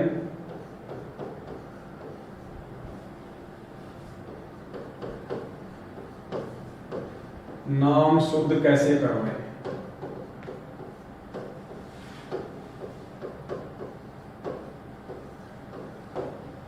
भक्ति छोड़ चुके भाई बहन नाम शुद्ध कैसे करवाएं? ये आज का हमारा शंका समाधान का टॉपिक है। आपने बहुत ही ध्यान से सुनना है और परमात्मा उन सभी आत्माओं की रजा करेंगे, उनको समझ में आ जाएगा कि हम वापस सतगुरु रामपाल जी भगवान के भक्ति मार्ग से हम कैसे जुड़ सकते हैं। देखो पुण्यात्माओं, सबसे पहली बात, इस परमेश्वर का जो नाम है वो अखंड है। अखंड परमात्मा का नाम किसी भी देश काल और परिस्थिति में खंड नहीं होता है। परमात्मा कहते हैं हम हैं सबद सबद हम माही और हमसे भिन्न और कछु नहीं। परमात्मा का स्वयं का जो रूप है वो शब्द है और जो परमेश्वर हमें जो मंत्र देते हैं वो भी एक शब्द है। तो शब्द का किसी भी देश काल और परिस्थिति में खंडन नहीं होता है। तो जो नाम आपको सतलोक आश्रम बरवाला में मिला हुआ था, सतगुरु रामपाल जी भगवान के रहते समय, चाहे प्रथम नाम हो चाहे सतनाम हो, वो नाम अखंड है। यानी नाम कभी भी खंड नहीं होता है। इस बात को अपने दिलो दिमाग से हम निकाल दें साहिब का नाम अखंड है और सकल सब खंड। यहां सब कुछ खंडित है सिवाय इस परमेश्वर के नाम के। जो चीज खंडित होती है वो है मर्यादा। मर्यादा खंडित होती है। यानी नाम दीक्षा देते समय गुरुदेव हमें जो नियम बताते हैं, प्रथम नाम के समय हमें जो परमात्मा जो 11 नियम जो बताते हैं, और सतनाम के समय परमात्मा हमें जो 34 या 35 नियम बताते हैं, वो नियम टूट जाने से परमात्मा का नाम जो है वो काम करना बंद कर देता है। यानी नाम से मिलने वाले लाभ आपको फिर नहीं मिलेंगे। हमारा जो कनेक्शन है वो कट जाता है। तो नाम खंड नहीं होता है, नाम तो अखंड है। अगर कोई चीज खंड होती है तो वो है मर्यादा। मर्यादा खंडित होती है। तो आज अपनी मर्यादा को ठीक करने के 2 ही तरीके हैं। मर्यादा को ठीक करने के 2 ही तरीके हैं। यदि किसी कारण से आपकी मर्यादा टूट चुकी है, आपके मन में गुरुदेव के प्रति दोष आ चुका है, आपका भक्ति में मन नहीं लग रहा है, आपके अंदर अशांति सी पैदा हो रही है, आप वापस भक्ति शुरू करना चाहते हैं, तो पुण्यात्माओं इसके 2 ही तरीके हैं। सबसे पहला जो तरीका है वो है, यदि सतगुरुदेव जी आश्रम में हैं, हमारे सामने हैं, हमारे समक्ष हैं, तो हम गुरुदेव के पास जाके उनसे हम अपनी जो गलतियां हैं हम उनकी क्षमा याचना करें, परमात्मा से हम माफी मांगे, और सतगुरुदेव जी यानी गुरु फिर आपको जो भी दिशा निर्देश दे उस दिशा निर्देश अनुसार आप अपनी भक्ति को वापस शुरू करें। यदि गुरुदेव कहते हैं कि बेटा जाके फिर से नाम ले ले, या गुरुदेव कहते हैं कि बेटा कोई बात नहीं आगे गलती मत करना, वापस भक्ति शुरू कर दे, तो सबसे पहला तरीका तो हमारे पास में ये होता है, यदि सतगुरुदेव जी आश्रम में हैं या हमारे सामने हैं तो हम उनके पास में जाएं, हृदय से हम अपनी जो गलती है उसकी क्षमा याचना करें, परमात्मा फिर हमें जो भी आदेश दे उसको हम फॉलो करो और अपनी भक्ति को शुरू करें। दूसरा जो तरीका है वो है पुण्यात्माओं ज्ञान आधार। दूसरा नाम शुद्धिकरण का तरीका है ज्ञान आधार। ज्ञान आधार कैसे? हम संध्या आरती में रोज पढ़ते हैं, अंतर्यामी एक तुम आत्म के आधार, जो तुम छोड़ो हाथ तो मैं कौन उतारे पार। कि हे सतगुरुदेव, हे परमपिता परमात्मा, आप इस सृष्टि में एकमात्र अंतर्यामी हैं। आप सबके घट घट में विराजमान हैं। आप सभी भक्तों के सुख और दुखों से परिचित हैं। परमेश्वर आपसे कुछ भी छुपा हुआ नहीं है। चीटी पायल बाजे पैर, साहेब सुनता है सब लहर। ये परमात्मा चीटी के पैर की पायल की आवाज को भी सुन लेता है, जो कि नॉइज लेस होती है। चीटी के पैर के पायल की आवाज नहीं आ सकती, इम्पॉसिबल बताई परमात्मा ने। क्योंकि पहली बात तो चीटी का पैर क्या होगा, फिर चीटी के पैर की पायल अगर बनाई जाए तो वो कितनी छोटी होगी, और फिर उसकी आवाज इम्पॉसिबल। कहते हैं परमात्मा उसको भी सुन लेता है क्योंकि वो अंतर्यामी होता है। तो पुण्यात्माओं, यदि वास्तव में आपको बरवाला कांड 2014 के बाद आपने जो भक्ति छोड़ी, और भक्ति छोड़ने के बाद यदि आज सत्सेवकों के वीडियो देखकर या परमेश्वर की प्रेरणा से आपके अंदर वापस भक्ति करने की इच्छा जागृत हुई है, आपको अपनी उन तमाम जाने अनजाने की गलतियों का आभास हुआ है, और यदि अंदर से आपको पश्चाताप है, तो फिर पुण्यात्माओं आपके सामने एक ही विकल्प है जिससे आप वापस अपनी भक्ति शुरू कर सकते हैं। आप उस परमेश्वर की शरण में वापस आ सकते हैं। आने वाले विनाशकारी समय से आप जी अपने और अपने परिवार की सुरक्षा कर सकते हैं, और वो है पुण्यात्माओं ज्ञान आधार। यानी हृदय से आप अपनी उन तमाम गलतियों की क्षमा याचना सतगुरु रामपाल जी भगवान से, उस अंतर्यामी परमात्मा से अपने घर पर ही करें। आप उसी प्रकार से जैसे आपने पहले नाम दीक्षा ली थी, और नाम दीक्षा लेने के बाद में आपने अपने घर पे आके जो अपना दरबार लगाया था परमात्मा का, जहां पे आपने ज्योति लगाना शुरू किया था, जहां पे आप तीनों समय की आरती करते थे, आप परमेश्वर जी को दंडवत प्रणाम किया करते थे, वो ठीक वैसा ही दरबार आप जी फिर से अपने घर पे लगाओ। दरबार लगाने के बाद में सतगुरु रामपाल जी भगवान को हृदय से, देखो पुण्यात्माओं, ये अंतर्यामी परमात्मा है। छल कपट इस मार्ग में नहीं चलेगा। उस परमात्मा से आप कुछ भी नहीं छुपा सकते। दुनिया से छुपा सकते हैं, लेकिन अंतर्यामी से आप कुछ भी नहीं छुपा सकते। अगर आप निष्कपट हैं, आपके मन में कोई छल नहीं है और वास्तव में आप भक्ति करना चाहते हैं और आपको अपनी गलती का आभास है और हृदय से आप क्षमा याचना यदि मांगेंगे, तो पुण्यात्माओं, आप अपने घर पे दरबार के सामने गुरुदेव को ज्योति जला के परमात्मा को दंड प्रणाम करें और हृदय से अपनी तमाम जाने अनजाने की गलतियों की माफी मांगे। और उसके बाद निसंशय होके आप ये भूल जाना कि आपने कोई गलती की थी। आप ये भूल जाना कि आज से पहले आपने कोई नाम दीक्षा ली थी।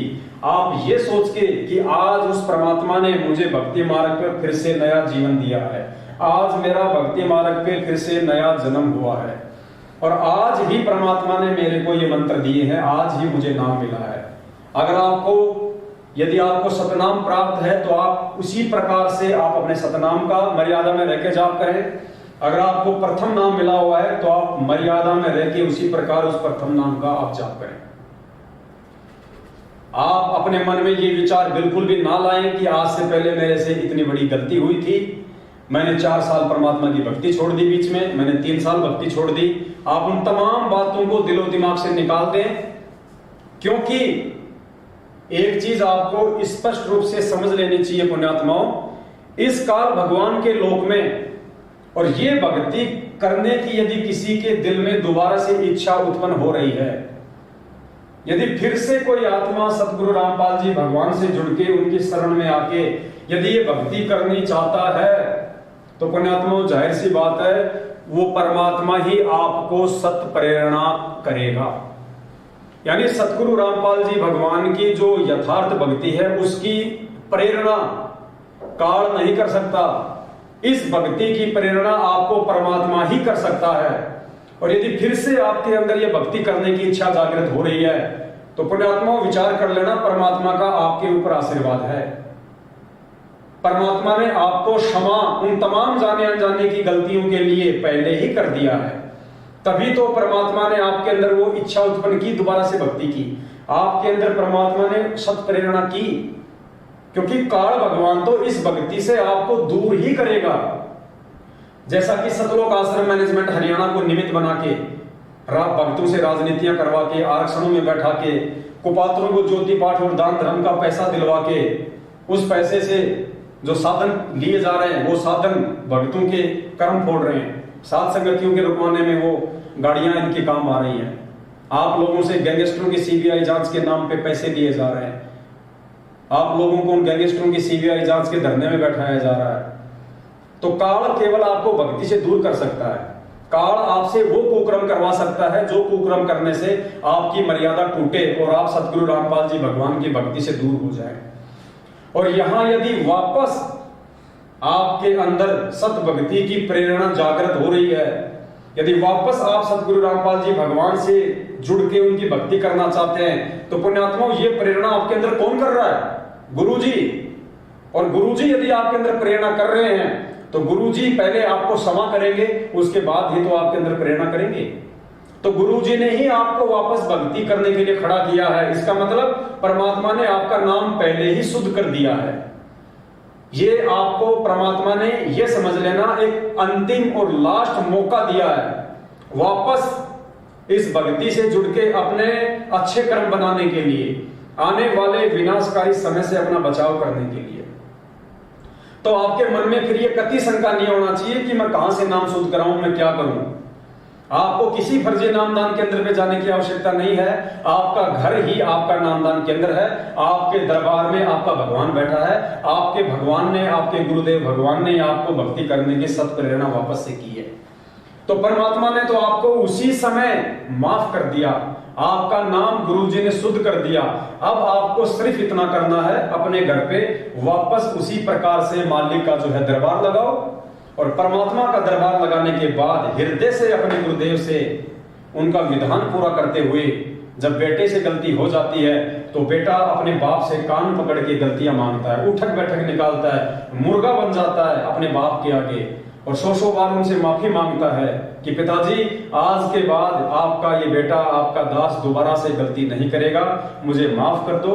और आज के बाद मैं आपको भक्ति के अनुसार आपने मुझे जो विधि बताई है, जो क्रिया बताई है, मुझे आपने जो 5 यज्ञ बताए हैं, मैं वो सारी भक्ति क्रिया नियम और मर्यादा में रह के मैं करूंगा। और परमात्मा, आप मेरे साथ रहना, आप मुझे सद्बुद्धि देना, आप मुझे साथ संगतियों से जोड़ देना, ताकि मेरे अंदर दोबारा से कुबुद्धि काल पैदा ही ना कर पाए। जब मुझे सत्संगति मिल जाएगी तो मेरे अंदर कुशांति पैदा ही नहीं होगी। मैं आपके भक्ति विरुद्ध कोई कर्म किसी के बहकाव में आके करूंगा ही नहीं। तो इस प्रकार से फिर आप गुरुदेव से हृदय से समयाचना मांग के वापस पुण्यात्माओं भक्ति मार्ग पे लग जाइए और साध संगति से जुड़ जाइए। इससे बढ़ के दूसरा नाम शुद्धिकरण का कोई तरीका नहीं हो सकता। यदि आप फर्जी नामदान केंद्रों पे जाके वापस नाम लेते हैं और सोचते हैं कि मेरा शुद्धिकरण हो गया, तो आप देख सकते हैं थोड़ी देर पहले आपको बताया गया है कि मध्य प्रदेश के धार जिले के नामदान सेवादार जो आप लोगों को नाम दिलवाया करते थे, जो आप लोगों के फार्म भरा करते थे, उन्होंने जो कुकर्म किए, आज देखिए उनके कुकर्मों की सजा। जैसे ही उसकी बैटरी डिस्चार्ज हुई, आज वो अकाल मौत प्राप्त हुआ है ट्रैक्टर और ट्रॉली के एक्सीडेंट में। तो सोचिए, वो लोग तो सबसे बड़े खंडित लोग हैं। आप जिन फर्जी नामदान केंद्रों पे जाके नाम शुद्ध करवाने की सोच रहे हैं, उन फर्जी नामदान केंद्रों पे बैठे हुए लोग तो सबसे ज्यादा खंडित लोग हैं। वो कहां से आपका नाम शुद्ध करवा देंगे? उनको ना तो नामदान केंद्र खोलने के आदेश गुरुजी की तरफ से, ना ही इन लोगों को नाम शुद्धिकरण करवाने के लिए परमात्मा जी ने नियुक्त किया है। और उल्टे इनके कुक्रम देखिए, अपनी ही गुरु बहनों के साथ 8-8 दिन तक नामदान केंद्र के ऊपर, जिसको आप भगवान का मंदिर मानते हैं, इतनी पवित्र जगह मानते हैं, उस जगह पे ये बलात्कार कर रहे हैं। और आज से 1.5 साल बाद इनकी अकाल मृत्यु हो रही है। तो पुण्यात्मा, आप किन नामदान केंद्रों पे जाके नाम शुद्धिकरण करवाने की सोच रहे हैं? जब तक ज्ञान आधार नहीं बनाएंगे, परमात्मा आपसे सैकड़ों कोस दूर रहेगा, सैकड़ों कोस। तो पुण्यात्मा, हमने विचार करना पड़ेगा इन सब बातों पे। और अब आपको एक परमात्मा का छोटा सा एक सत्संग सुनाते हैं, जिससे आपको दृढ़ विश्वास हो जाएगा कि वास्तव में वर्तमान में नाम शुद्धिकरण की इस विधि से बढ़ के और दूसरी विधि कोई नहीं है।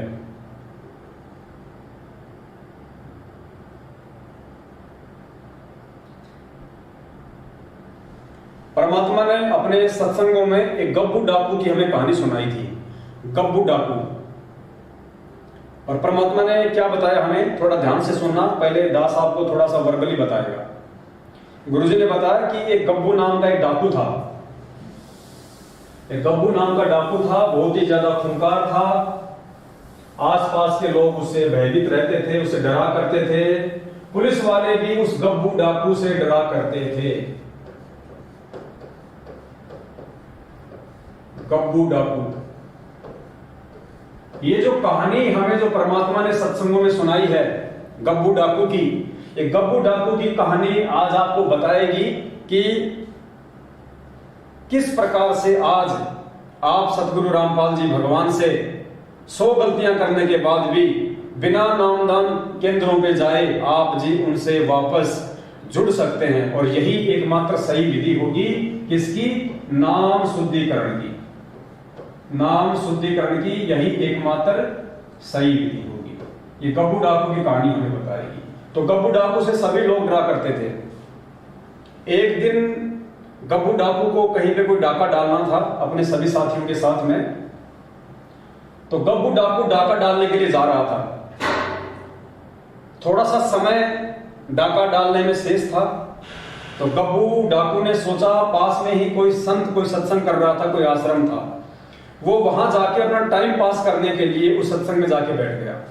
अब सत्संग में जाके बैठ गया तो परमात्मा की उस पर विशेष मेहर हुई। संत अपना ज्ञान जो है वहां पे अपने भक्तों को बता रहे थे, अच्छाई और बुराई के विषय में बता रहे थे। कौन से वो कर्म करने से हमारा जीवन सफल होता है, कौन से कुकर्म करने से मानव जीवन जो है वो बर्बाद होता है, और मानव जन्म हमें क्यों मिला है। ये इस प्रकार उल्टे कर्म करके बर्बाद करने के लिए नहीं है। मानव जन्म केवल साध संगत से जुड़ के, सच्ची संगति में जुड़ के परमात्मा की प्राप्ति के लिए मिला है। तो गब्बू डाकू के विचार चेंज हो गए और उसने सोचा कि भाई मैंने तो अपना जीवन ही बर्बाद कर डाला। और संगत के जाने के बाद गब्बू डाकू ने महाराज जी को आत्मसमर्पण कर दिया कि आज के बाद मैं आपका शिष्य, आप मेरे गुरु। तो महाराज जी ने कहा कि भाई तुम कौन हो? तो गब्बू ने कहा कि जी मैं डाकू हूं, गब्बू डाकू। अब गब्बू डाकू का नाम सुनते ही गुरुजी ने बताया कि संत की भी सिट्टी पिट्टी गुम हो गई। वो भी डर गया कि यार ये किससे पाला पड़ गया, ये कौन आ गया सत्संग में। तो से वो थोड़ा सा वो घबरा गया। तो गब्बू ने कहा कि महाराज घबराओ मत, आज के बाद आप मेरे गुरु, मैं आपका शिष्य, और आपके सत्संग सुन के और मैंने आज से वो डाका डालना छोड़ दिया है, मुझे आप अपना नाम दे दो, मुझे आप अपने संगत से जोड़ दो। तो संत ने कहा कि भाई एक काम करो, आप पुलिस थाने चले जाओ और पुलिस थाने जाके आप जी वहां पे आत्मसमर्पण कर दो। अब गब्बू डाकू ने तो हृदय से उनको अपना गुरु मान ही लिया था। अब गुरु जी के आदेश की तो पालना उनको करनी थी। तो अपने गुरु के आदेश की पालना करते हुए गब्बू डाकू ने पास ही कोई थाना पड़ता था वहां गया। और उस थाने में जाते ही गब्बू डाकू को सामने देखते ही उसके साथ में हथियार थे, घोड़ा था, काली ड्रेस थी जैसी कि उनकी पोशाक हुआ करती थी पहले। उस गब्बू डाकू को देखते ही वो पुलिस वाले भी थर थर कांपने लग गए। गब्बू गब्बू गब्बू गब्बू बिल्कुल स्टेबल हो गए। अंदर थानेदार के पास गया तो थानेदार के पास गया तो कहा जी आप कौन? बोले जी मैं गब्बू डाकू। अब सामने गब्बू डाकू को देख के जिसके नाम की तूती बोलती थी, थानेदार भी हिल गया। बोला भाई क्यों आया? बोले भाई मैं आत्मसमर्पण करने के लिए आया हूं, मैं किसी को मारने नहीं आया, तुम डरो मत, घबराओ मत, मैंने आज से डाके डालने छोड़ दिए। तो थानेदार भी बेचारा डर गया। एसएचओ साहब, एसएचओ ने फोन मिलाया अपने ऊपर के अधिकारी को, तो बात पहुंच गई जो है राज्यपाल तक, राष्ट्रपति या जो राज्यपाल था उस तक बात पहुंच गई। तो गब्बू डाकू को छोटा मोटा आदमी तो था नहीं, इतना बड़ा डाकू था जिसको इतनी पुलिस मिलके भी जिसको नहीं पकड़ पा रही थी। तो राष्ट्रपति वहां पे आ गया उस थाने में और गब्बू डाकू से आपस में उनकी बातचीत हुई। अपने आत्मा अब विचार करना आगे जो बात हुई, आगे जवाब गुरुदेव का जवाब ये वीडियो सुनेंगे। तो गब्बू डाकू ने कहा जी मैंने तो एक संत के प्रवचन सुने और मुझे तो मालूम पड़ गया कि मानव जीवन की सार्थकता किसमें है और निरर्थकता किसमें है, और जी मैं अपने आप को सरेंडर करने आया हूं, जो सजा आप मुझे दोगे मुझे मंजूर है। तो राष्ट्रपति जो था वो समझदार व्यक्ति था। गुरुजी ने बताया कि राष्ट्रपति जो था वो समझदार व्यक्ति था। राष्ट्रपति ने कहा कि भाई हम आपको अरेस्ट नहीं करेंगे, हम आपको जेल में नहीं डालेंगे, हम आपके ऊपर मुकदमा नहीं चलाएंगे।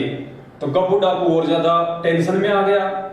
अगर इन्होंने मुझे जेल में नहीं डाला, इन्होंने अगर मुझे मेरे ऊपर मुकदमा नहीं चलाया तो इसका मतलब इन्होंने तो मुझे माफ ही नहीं किया।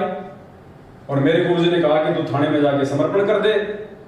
बोला जी आप मुझे क्यों नहीं डाल रहे जेल में, बात क्या है? मैंने इतने लोग मार रखे हैं, मैंने इतने चोरियां कर रखी हैं, मैंने इतने डाके डाल रखे हैं, मैं इतना खुकार आदमी हूं।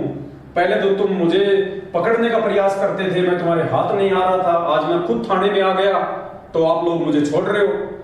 तो राष्ट्रपति ने जो बात कही थी पुण्यात्मा, वो आप सभी भाई बहनों पे लागू होगी। जो भाई बहन बरवाला कांड 2014 के बाद से सतगुरु रामपाल जी भगवान की भक्ति को किन्हीं कारणों से छोड़ चुके हैं, वापस उनको किस प्रकार से भक्ति पे लगना है, ये गब्बू डाकू का आगे का जो प्रकरण है ये आपको समझाएगा 2 लाइनों में। तो राष्ट्रपति ने कहा कि भाई देखो, हम लोगों को जेल में इसलिए डालते हैं, हम लोगों को उसके कुकर्मों की सजा इसलिए देते हैं ताकि वो सुधर जाए, ताकि वो आगे कोई गलती ना करे, समाज में किसी अप्रिय घटना को वो जन्म ना दे, समाज के लोगों को परेशान ना करे, माता बहनों को परेशान ना करे, लोगों की संपत्ति ना लूटे। इसलिए हम डाकुओं को सजा देते हैं, हम डाकुओं को पकड़ते हैं, उनके ऊपर मुकदमे चलाते हैं, ताकि वो जेल में जाके उसको अपनी गलती का एहसास हो, वो अपने उन तमाम कुकर्मों को छोड़ दे, ये सोच के कि भैया जेल में जाने के बाद में ना तो परिवार से मिलना होता है, ना अपने समाज से मिलना होता है, और वहां पे घोर यातनाएं दी जाती हैं। तो इन सब बातों से परिचित होके 2, 4, 5, 10 साल की सजा काट के वो आदमी वापस उन कुकर्मों से तौबा कर ले और समाज में एक सभ्य नागरिक की भूमिका निभाए।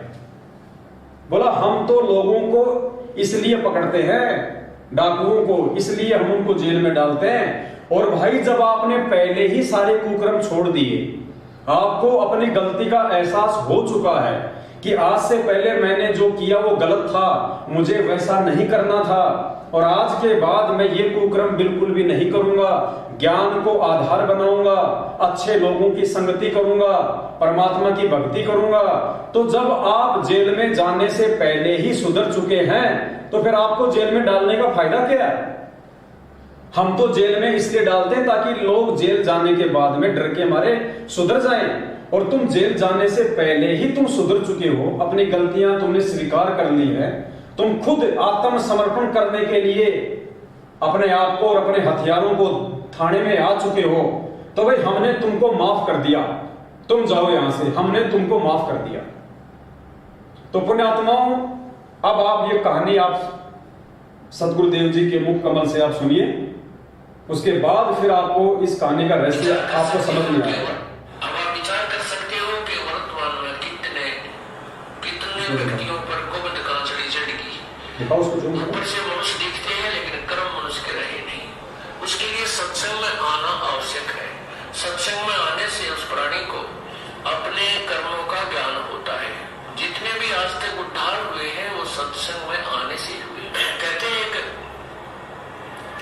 गप्पू डाकू था, उसका नाम था गप्पू, और वो बहुत प्रसिद्ध हो गया था। अंग्रेजों के समय की बात है। उसने एक दिन डाका डालना था रात्रि के समय, उसका फिक्स टाइम होता था। उस समय नहीं वो किसी की परवाह करता था, अपना वो काम कर ही देता था। तो उसने एक डाका डालने की स्कीम बनाई, अल्टीमेटम दे रखा था कि इस दिन मैं डाका डालूंगा अंबाला में।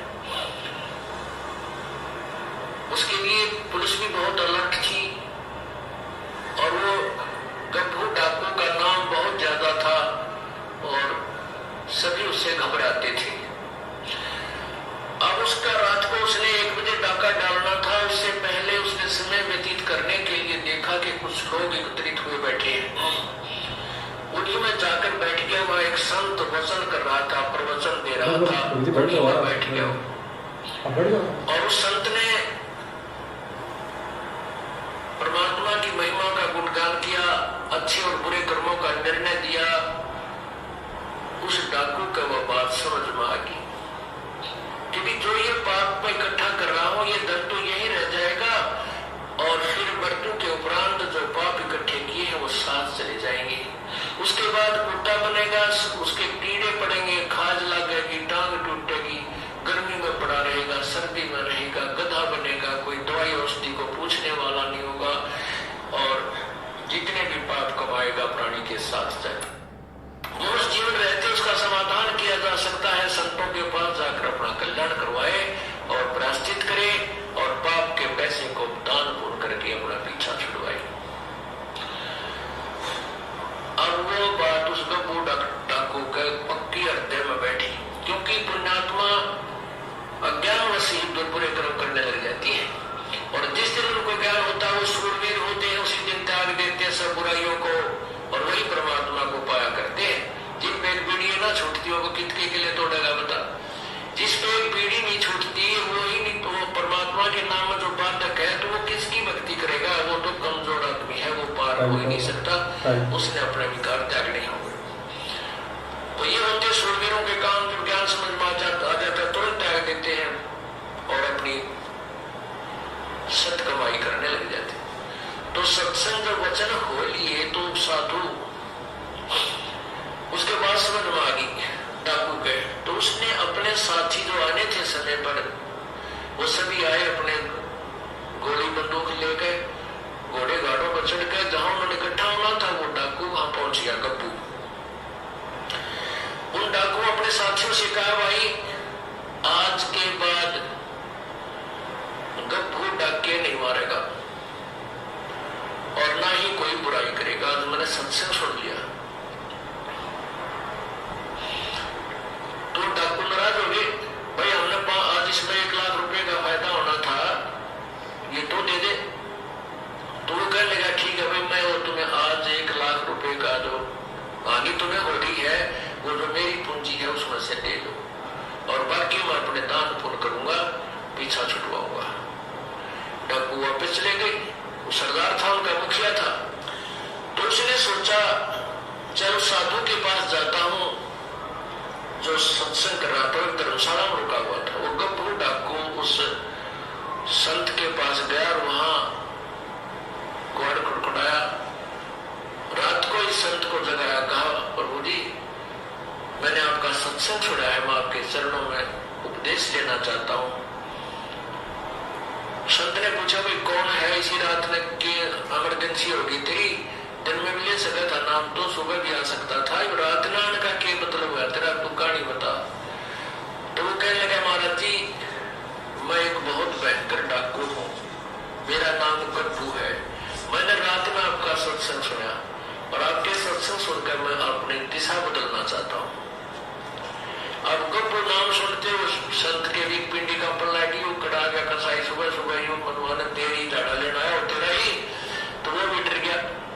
संत बोला भाई एक काम करे बेटा, नाम तो दिखकर तुझे उपदेश तो दे दूंगा, पर भाई तू थाने में जाकर समर्पण कर दे। कहते यहाँ पर पुलिस वाले मेरी भी घीस बंद दे रहे और यहाँ आ जाए मुझे भी तंग करे बेटा। अब साधु की बात का उसके बेसर हो गया, चल ठीक है थाने में चला जाता हूँ। तो गब्बू डाकू थाने में चला गया। अब थाने में थानेदार बैठा, आगे पुलिस वाला खड़ा, वो संतरी खड़ा था थाने का आगे। वो बोले भाई कौन है, किजा है, अंदर नहीं जाना, खड़ा हो गया बाहर। तो बोला भाई मैं गब्बू डाकू हूँ और तेरे थानेदार से मिलने आया हूँ। अब गब्बू डाकू नाम सुनते 2 कदम पर खड़ा, उस संतरी की हाथ का पर ला गया, बंदूक भी हाथ से छूट गई और बंदूक उसने ठा ली कि तेरे को मारना दे बात। और बंदूक दौड़ी गाड़ी का निगाह पेटी एक लो लगो थी, उससे दूर सामने थानेदार बैठा था कमरे में। तो वो भीतर अंदर गया तो बोला कौन तू, कैसे आ गया? न बोला जी मैं हूँ गब्बू डाकू। अब गब्बू डाकू कर दो थानेदार का गब्बू डाकू नो करे, कुकर आ गया, उसके पीछे आ गई, कसाई छाती पा गए, मारेगा भाई। तो कहने लगा जी वो थानेदार नहीं बोल पाया, कति घबरा गया, पसीने आ गए। उसने सोचा है भी वो कुर्सी पर उठाकर उस थानेदार के सौखी से कुर्सी पकड़कर बाहर आंगन में बैठ गया, ताकि वो अपनी एकांत में सलाह मशवरा कर लेगा अपने बड़े अफसर थे, मेरे से डरता भी कुछ नहीं कर पा रहा है। तो जब उसने देखा तो शांत होकर बैठ गया गब्बू डाकू, तो थानेदार की मस्सी पड़ गई। तो उसने वायरलेस वगैरह मिला, मनों का गवर्नर तक बात पहुंच गई और कहते हैं चारों तरफ से पुलिस आ गई, गवर्नर भी आ गया।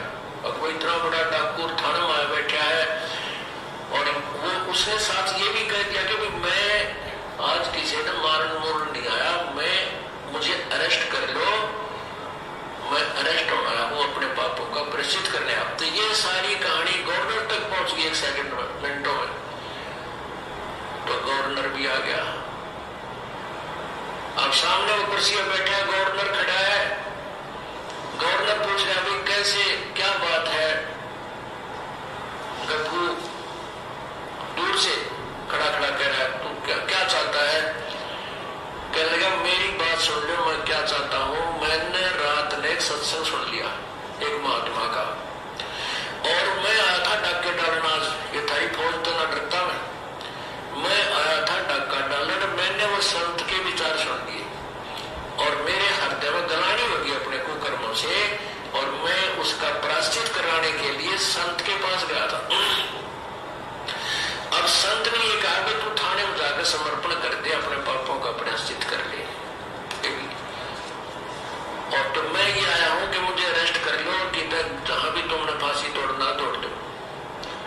वो गवर्नर बड़े बुद्धिमान हुआ करते थे। वो कहने लगे बेटा हम जेल में तो इसलिए डालते हैं कि बुराई छोड़ दे, आगे पाप ना करे।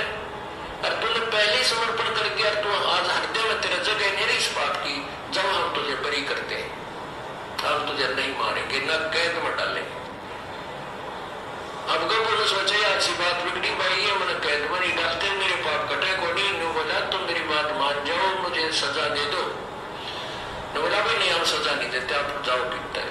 देख लो साधु हो गया, कभी भी किसी का नुकसान कर नहीं सकता। तो फिर संत के पास आया। संत ने सोचा ये फिर आ गया भाई, ये तो मेरा और काम जो बड़ा तो ना खराब करेगा। कहने का बेटा क्या बात हुई, थाने में नहीं गया। उसने सारी कहानी बता दी, महात्मा जी मैं थाने में गया था, गवर्नर तक आ गया उनका, और मैंने सारी बात कह दी कि मुझे अरेस्ट कर लो, मुझे सजा दे दो, चाहे मुझे सूली फांसी तोड़ दो तुम, मैं अपने पापों का प्रायश्चित कराना चाहता हूँ। तो उन्होंने मुझे कह दिया बेटा जा तू, अब तुझे कोई सजा नहीं देंगे, तो सजा इसलिए देते हो सुधर जाए, और तो कोई सुधर गया, हम क्या सजा देंगे तुझे, तो वैसे संत बन गया। जब वो साधु की हिम्मत छिपड़ी का, अच्छा बेटा ले नाम ले लेता। तो कहने का भाव ये है पुण्यात्माओं, सत्संग आने से पुण्यात्माओं के शिखर अमल हो जाता है, प्रभाव पड़ जाता है। क्या बताते हैं,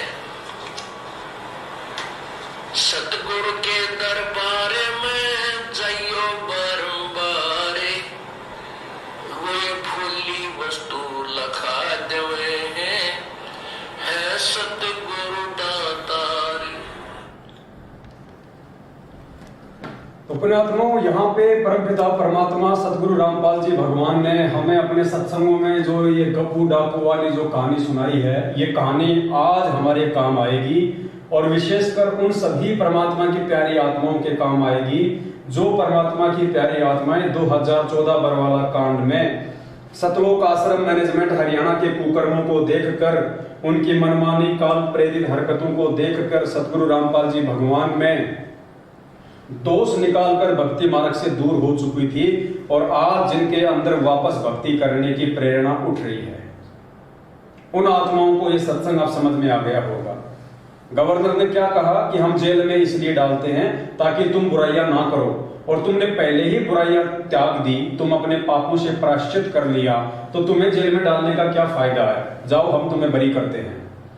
ठीक इसी प्रकार पुण्यात्माओं, जब आपने अपनी गलती का जो 2014 बरवाला कांड के बाद में आपने सतलोक आश्रम मैनेजमेंट हरियाणा के कुकर्मों से प्रेरित होके मन में दोष पाल लिया था गुरुजी के प्रति, गुरुजी की भक्ति के प्रति, आपने भक्ति छोड़ दी थी, आज जब आपको खुद ही अपनी गलतियों का पश्चाताप हो चुका है, आप उन सब बातों का, वो आपने जो 3, 4, 5, 6 साल का समय आपने जो बर्बाद कर दिया उन काल प्रेरित लोगों के चक्कर में आके, उनके कुकर्मों के आधार से, जब आज आपको उन गलतियों की आपको आज उन गलतियों के कारण आज आपको पछतावा हो रहा है, आपको प्रायश्चित हो रहा है, तो पुण्यात्माओं परमात्मा ने आपको माफ किया, क्योंकि मालिक अंतर्यामी है। परमात्मा ने देख लिया कि ये आत्मा अब वापस भक्ति करना चाहती है, इस आत्मा को अपनी उन गलतियों की ग्लानि हो रही है, इसको अपने कुकर्मों का प्रायश्चित हो रहा है, इसको सही और गलत की पहचान हो गई है कि मैं क्यों भक्ति मार्ग से दूर हुआ था, किन लोगों के कारण मैं भक्ति मार्ग से दूर हुआ था। तो परमात्मा ने आपके उन अंदर के भावों को देखकर, उस अंतर्यामी परमात्मा ने आपको उसी समय माफ कर दिया, और आपके अंदर परमात्मा ने एक सत प्रेरणा जागृत कर दी कि मैं वापस भक्ति शुरू करूं, मैं वापस परमात्मा का दरबार लगाऊं, मैं वापस इस परमेश्वर से मैं जुड़ूं। अब काल आपको फिर से ना फांस ले, क्योंकि काल आपको वापस फांसेगा कब, जब आप उन्हीं फर्जी नामदान केंद्रों पे जाओगे नाम शुद्ध करवाने के लिए, क्योंकि वो फर्जी नामदान केंद्र वही लोग खोल के बैठे हैं जिन लोगों ने आपको बरसों पहले उल्टे काम करके परमात्मा की भक्ति से दूर किया था। तो आप उन काल प्रेरित लोगों के झांसे में वापस ना आ जाओ, आप उन्हीं मनवश लोगों के पास वापस ना चले जाओ। इसलिए परमात्मा ने पहले ही वीडियो बना के आप सभी भाई बहनों तक भिजवा दिए, सात संगतियों के प्रोग्राम आप सभी भाई बहनों को दिखवा दिए, ताकि आप नीर खीर का निवारा कर दे, सत्य से परिचित हो जाए। तो पुण्यात्माओं, आपको परमात्मा ने, जैसे उस गवर्नर ने गब्बू डाकू के भाव देखकर, उसकी आत्म गलानी को देखकर, उसके कुकर्मों से पश्चाताप को देखकर उसको माफ कर दिया, उसको सजा नहीं दी। ठीक इसी प्रकार पुण्यात्माओं, आज वर्तमान में गुरुदेव के हिसार जेल में रहते सहते बाहर आज जो आपकी भक्ति करने की जो इच्छा जागृत हो रही है, उस आधार से परमात्मा ने आपको उसी समय माफ कर दिया। अब सिर्फ और सिर्फ आपको अपने घर पे परमात्मा का दरबार लगा के और आपने ठीक इसी प्रकार अपने वापस भक्ति शुरू करनी है, जो भक्ति आपने शुरुआत में सतगुरु रामपाल जी भगवान से नाम दीक्षा लेके शुरू की थी। और अब आपने विशेष तौर पे ध्यान रखना है, आपको एक हिदायत है परमात्मा की तरफ से, ये आपको एक अंतिम मौका है, आपको एक लास्ट चांस दिया है परमात्मा ने इतने वर्षों के बाद। कहते ना कि एक बॉल पे 2 छक्के और जीवन में 2 मौके हर किसी को नहीं मिलते, किसी भाग्यशाली को ही मिलते हैं। तो ये जीवन में दूसरा मौका, जो आप परमात्मा से दूर हो चुके थे, ये दूसरा मौका आपको उस परमेश्वर ने दिया है और आप तीसरे मौके की उम्मीद ना करना। इसलिए आप जी हृदय से परमात्मा से समायाचना मांग के अपने घर से और वापस परमात्मा की उसी प्रकार से अपनी आराधना शुरू करें, अपनी भक्ति शुरू करें। आप एक साफ शुद्ध पानी की बोतल भर लें, उस बोतल को आप परमात्मा के दरबार में रखें। मार्केट से थोड़ा सा मिश्री का या मखाने का जो है आप जी पाव 100 ग्राम आधा किलो जो है प्रसाद ले आए, उसको भी आप अपने घर में अपने दरबार पे रखें और परमपिता परमात्मा सतगुरु रामपाल जी भगवान से ये अरदास करें, ये विनती करें कि हे परमपिता परमात्मा, आप पूर्ण परमेश्वर हैं, आप अंतर्यामी हैं। परमात्मा आपकी मेहर से, आपकी कृपा दृष्टि से दास ने फिर से भक्ति शुरू की है। परमात्मा अपना आशीर्वाद आप जी अपने दास पे बनाए रखना, आगे से दास ऐसी कोई गलती ना करे। परमात्मा इसके लिए दास को सद्बुद्धि दे, दास को साथ संगति से जोड़ के रखें, अपने सत्सेवक भाई बहनों के संपर्क में रखें, दास को अच्छे कर्म करने के लिए आप जी परमेश्वर प्रेरित करें। और हे परमात्मा, ये जो जल है साधारण सा, परमात्मा आप अपनी वचन शक्ति से आप इसको परमेश्वर जो है अपने चरणामृत में तब्दील करें। आज के बाद परमात्मा यही मेरे लिए आपका असली चरणामृत है और ये जो प्रसाद है परमेश्वर, आप इसमें भी अपनी सर्व शक्ति को प्रवेश करें और आप परमेश्वर की तीनों समय की आरती करें। परमात्मा ने जो मंत्र आपको दिए हैं, जो विधि परमात्मा ने बताई है, जो नियम है, उस आधार से आप अपना भक्ति साधना कीजिएगा। अपना नेक नीति ईमानदारी से आप अपना जो भी अपना रोजी रोटी के लिए काम धंधा करते हैं, अपना काम धंधा कीजिएगा। जब भी आपको समय मिले तो आप जी साथ संगति में जरूर आए, अपने भाई बहनों के साथ मिलकर सतगुरु रामपाल जी भगवान को भोग लगाएं। आप जी परमात्मा को प्रसन्न करें, परमात्मा को ये विश्वास दिलाएं कि आप एक अच्छे और नेक भगत बन चुके हैं, आप साथ संगति से जुड़ चुके हैं। आगे आप कभी किसी भी मानवस काल प्रेरित लोगों के बहकाव में आके अपने गुरुदेव को दुखी नहीं करेंगे, गुरुदेव को नाराज नहीं करेंगे। तो ये जो शंका थी, ये उन तमाम भगत भाई बहनों की थी जो 2014 बरवाला कांड के बाद में भक्ति छोड़ चुके थे। तो दास उम्मीद करता है परमपिता परमेश्वर जी के आशीर्वाद से आप जी को आज के वीडियो के माध्यम से ये बात आपको समझ में आ गई होगी कि आपने किस प्रकार यदि भक्ति छोड़ चुके हैं वापस शुरू करना चाहते हैं तो किसी भी सतलोक आश्रम मैनेजमेंट हरियाणा के द्वारा खोले गए फर्जी नामदान केंद्रों पे ना जाकर कैसे ज्ञान को आधार बनाकर अपने घर पर ही अपना नाम शुद्ध करें और परमपिता परमेश्वर जी की भक्ति वापस शुरू करें। इसके अलावा पुण्यात्माओं दूसरा कोई तरीका दुनिया में नाम शुद्धिकरण का नहीं है। या तो आपको हिसार जेल में जाना पड़ेगा, गुरुदेव से वहीं जाके माफी मांगनी पड़ेगी, फिर परमेश्वर जो दिशा निर्देश दे उस अनुसार आप अपनी भक्ति करें। दूसरा तरीका आपको परमात्मा ने इस वीडियो के माध्यम से समझवा दिया है, यही दूसरा और बेस्ट तरीका है, इसके अलावा और कोई तरीका नहीं है। यदि वास्तव में आप हृदय से आत्मग्लानि के साथ, पश्चाताप के साथ माफी मांगेंगे और सही नीयत से भक्ति करेंगे तो परमेश्वर अंतर्यामी है, आपको माफ करेगा। आपको फिर आगे कहीं कोई समस्या परमात्मा नहीं आने देगा और साथ संगति से आप जुड़े जाओगे तो परमात्मा आपसे कोई ऐसी गलती फिर से नहीं होने देगा जिससे कि दोबारा परमात्मा आपसे नाराज हो जाए।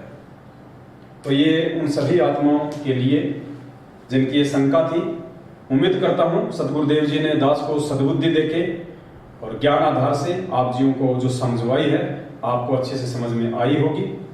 तो आज के लाइव शंका समाधान में बस केवल इतना ही, बाकी हम कल फिर एक दूसरे के सामने रूबरू होंगे और जो भगत भाई बहनों की जो शंकाएं हैं उनको लेके हम आपके सामने आएंगे।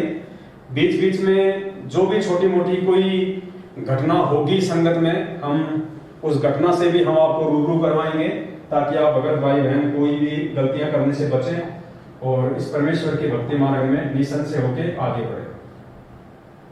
साथ में पुण्यात्माओं आपको एक छोटी सी जानकारी दास और देना चाहता है, क्योंकि अभी थोड़ा सा समय बचा हुआ है, तो एक छोटी सी जो जानकारी है वो दास आप जी को देना चाहेगा।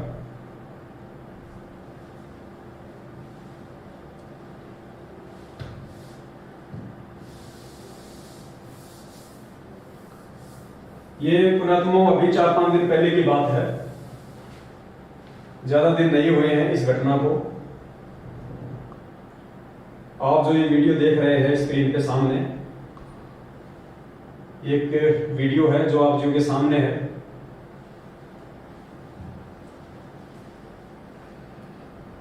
ये वीडियो पुण्यात्माओं छत्तीसगढ़ के बालोद गांव का है। बालोद गांव है या जिला है, वहां का ये वीडियो है। वहां की न्यूज में ये न्यूज आई है। और दास आपको बता दें कि आप किन काल प्रेरित मनवश लोगों की कुसंगति में उलझे हुए हैं, किस प्रकार से आप लोग सतलोक आश्रम मैनेजमेंट हरियाणा की कुसंगति में सहयोग देकर, भेड़ चाल में चलते हुए, अंधे होकर, आंखों पे काली पट्टी बांध के आप इन लोगों का साथ देकर कैसे आप लोग अपनी मौत को न्योता दे रहे हैं, कैसे आप उस परमात्मा को दुखी कर रहे हैं, नाराज कर रहे हैं, ये वीडियो आपको समझाएगा।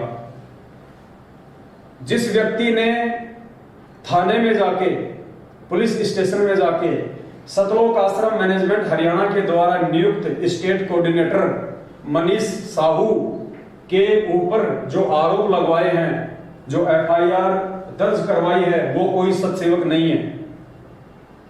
सतलोक आश्रम मैनेजमेंट हरियाणा से ही 2020 में इन्होंने नाम दीक्षा ली थी। और 2020 के बाद जब इनको पता चला धीरे धीरे सच्चाई का, और इन्होंने सतलोक आश्रम मैनेजमेंट हरियाणा के फरमानों को मानने से इनकार कर दिया, उनके पीले पर्चों को मानने से इनकार कर दिया कि भाई हम किसी व्यक्ति की कोई बात नहीं मानेंगे। हम जब गुरुदेव से जुड़े थे तो पीले पर्चे देख के नहीं जुड़े, हम ये फर्जी ऑडियो सुन के नहीं जुड़े, हम गुरुदेव का सत्संग सुन के जुड़े थे। और हम गुरुदेव के सत्संगों में कही गई बातों को ही उनका आदेश मानेंगे जब तक गुरुदेव हिसार जेल से बाहर नहीं आ जाते हैं।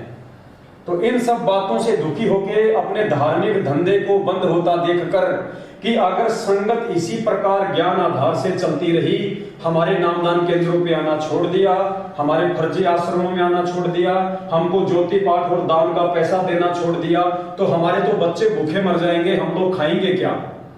इन सब बातों से दुखी होकर सतलोक आश्रम मैनेजमेंट हरियाणा की मंडली ने उस भगत के घर पे जाके धरना दे दिया।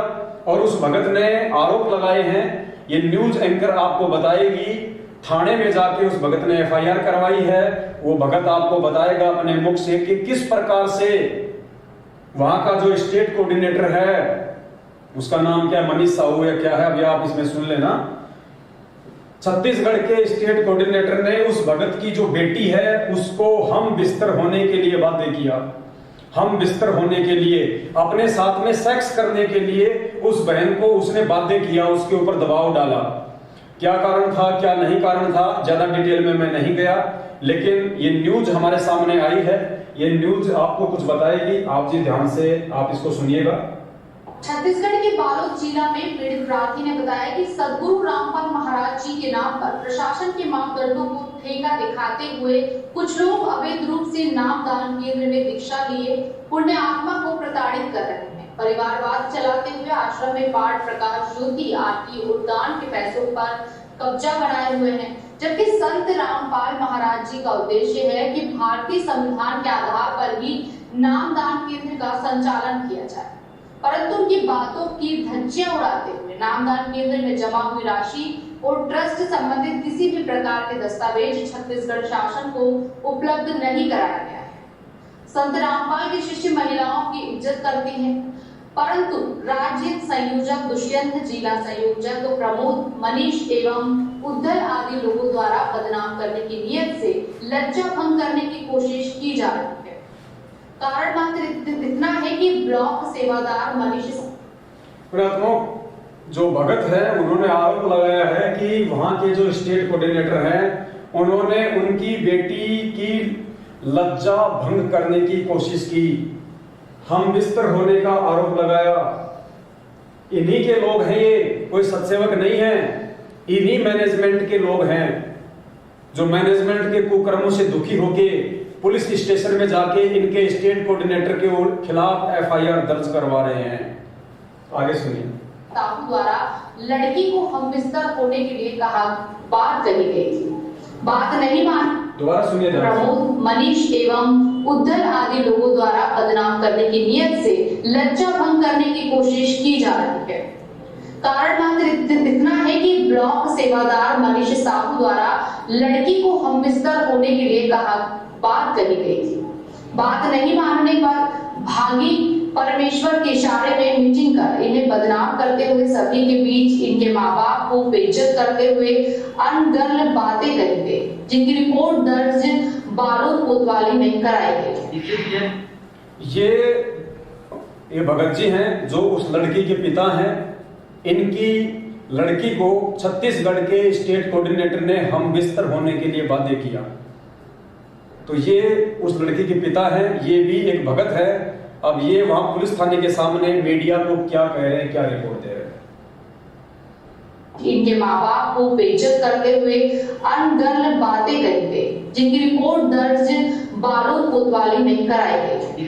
ये तो पहला ऐसा कदम होगा जब कोई पीड़िता ने हमारे जो जिला, प्रदेश और ब्लॉक और अन्य जो प्रमुख कार्यकर्ता हैं उनके खिलाफ में इनके जो कर्म हैं इनको प्रकाश में लाने के लिए हिम्मत जुटाई है आगे थाने में रिपोर्ट करने के लिए। ये तो बहुत अच्छी बात है।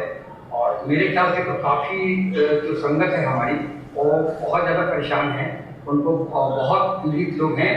और यहाँ तक कि इन लोग जो है अपना जासूस लगाए हुए हैं कि इनके खाने पीने, रहने पहने हर एक स्वतंत्रता पर इन लोगों ने नज़र रखा हुआ है। और जो भी व्यक्ति इनके खिलाफ ऐसा लगता है कि कुछ प्रकाश डाल देगा या बोल देगा और उनको ये लोग मिशन से बाहर करने के लिए एक पीला पेज बनाया हुआ है। ये संत रामपाल जी महाराज जी से जुड़े हुए लोगों की बात है। और मैं भी करीब 8 साल से जुड़ा हुआ हूँ संत रामपाल जी महाराज जी से। और 2-3 साल पहले तक ऐसा इस तरीके की कठिनाइयों का सामना जो है आम भगत को झेलना नहीं पड़ता था। अभी इन लोगों ने अपना एक बूथ बनाया हुआ है, वो भी जो चयनित किए गए हैं ब्लॉक सेवादार, जिला सेवादार या कोई स्टेट सेवादार, वो आम संगत के थ्रू बनाया नहीं गया है। ये कहीं ऊपर से लोग बन के आता है और ये लोग ऊपर से ही किसी चीज का पालन करते हैं या संगत से बनाए हुए जो लोग रहते हैं जिनको आम संगत बनाना चाहती है कि इनको हम अपने लिए जिला सेवादार चुनेंगे ऐसा, तो उन लोगों का यहाँ पे कोई चलने नहीं दे रहा है। तो पुण्यात्माओं, इस प्रकार से उस लड़की के पिता ने आरोप लगाए हैं। आप सबके सामने वीडियो है, लड़की का पिता है, थाने के सामने से मीडिया को इंटरव्यू दे रहा है, एफआईआर करवाई है और स्पष्ट कह रहा है कि पूरी संगत छत्तीसगढ़ की महादुखी है इन लोगों से। पिछले 3-4 वर्षों से ये जो मैनेजमेंट है सतलोक आश्रम हरियाणा, इन्होंने संगत को बहुत ज्यादा दबा के रखा हुआ है अपने धार्मिक धंधे के लिए। ये संगत को डरा के रखते हैं, धमका के रखते हैं। कोई भी व्यक्ति यदि इनकी बातों को नहीं मानता है जो हमारे गुरु जी के ज्ञान के खिलाफ होती हैं, तो उन लोगों के घर पे आके मंडली बुला के उनको डराते हैं, धमकाते हैं, उन लोगों को मिशन से बाहर करने के लिए दबाव डालते हैं। तो ये सारी बातें आपको लड़की के पिता ने, जो कि भगत हैं, संत रामपाल जी के भगत हैं, इन्होंने आपके सामने बताई है। दास कोई अपनी तरफ से नहीं बता रहा है। और हम ये भी नहीं कह सकते कि ये झूठ बोल रहे हैं या ऐसा नहीं हो सकता, क्योंकि अभी आपने 1 घंटे पहले इसी वीडियो में देखा कि 1.5 साल पहले जिस नामदान सेवादार ने, जो कि मध्य प्रदेश के धार जिले का था, जिसने एक नाम शुद्ध करवाने गई शादीशुदा बहन के साथ 8 दिन तक बलात्कार किया, आज लगभग 16-17 महीने के बाद में ट्रैक्टर और ट्रॉली के एक्सीडेंट में उसकी मौत हुई है।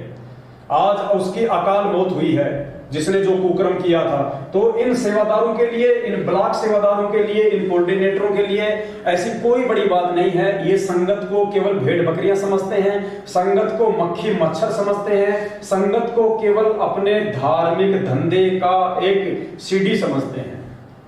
और वो मूर्ख व्यक्ति है, वो ज्ञानहीन प्राणी है, जो इतना समझने के बावजूद भी, इनकी इतनी उल्टी और मनवश काल प्रेरित घटिया हरकतों को देखने के बावजूद भी, और आए दिन उन घटिया हरकतों के चलते जो इनकी मृत्यु हो रही है, इन सब बातों को नजरअंदाज करके, आंखों पे काली पट्टी बांध के, फिर भी इन्हीं मनवश कुकर्मी लोगों का साथ दे रहे हैं और अपने आने वाले आध्यात्मिक क्षेत्र में, अपने भविष्य में, अपने जीवन में कांटे बो रहे हैं।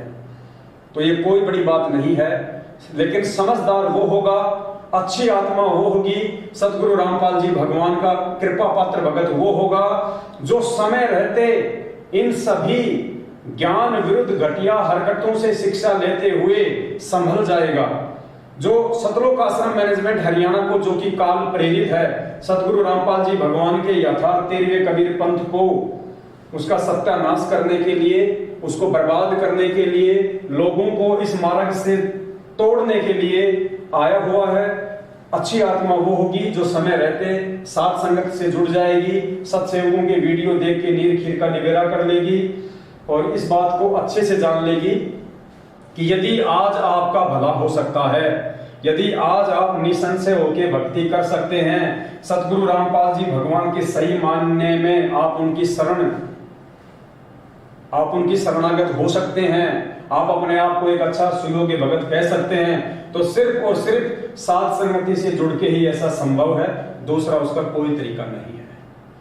तो पुण्यात्माओं, इस प्रकार की घटनाएं आपकी आंखों के सामने घटित हो रही हैं।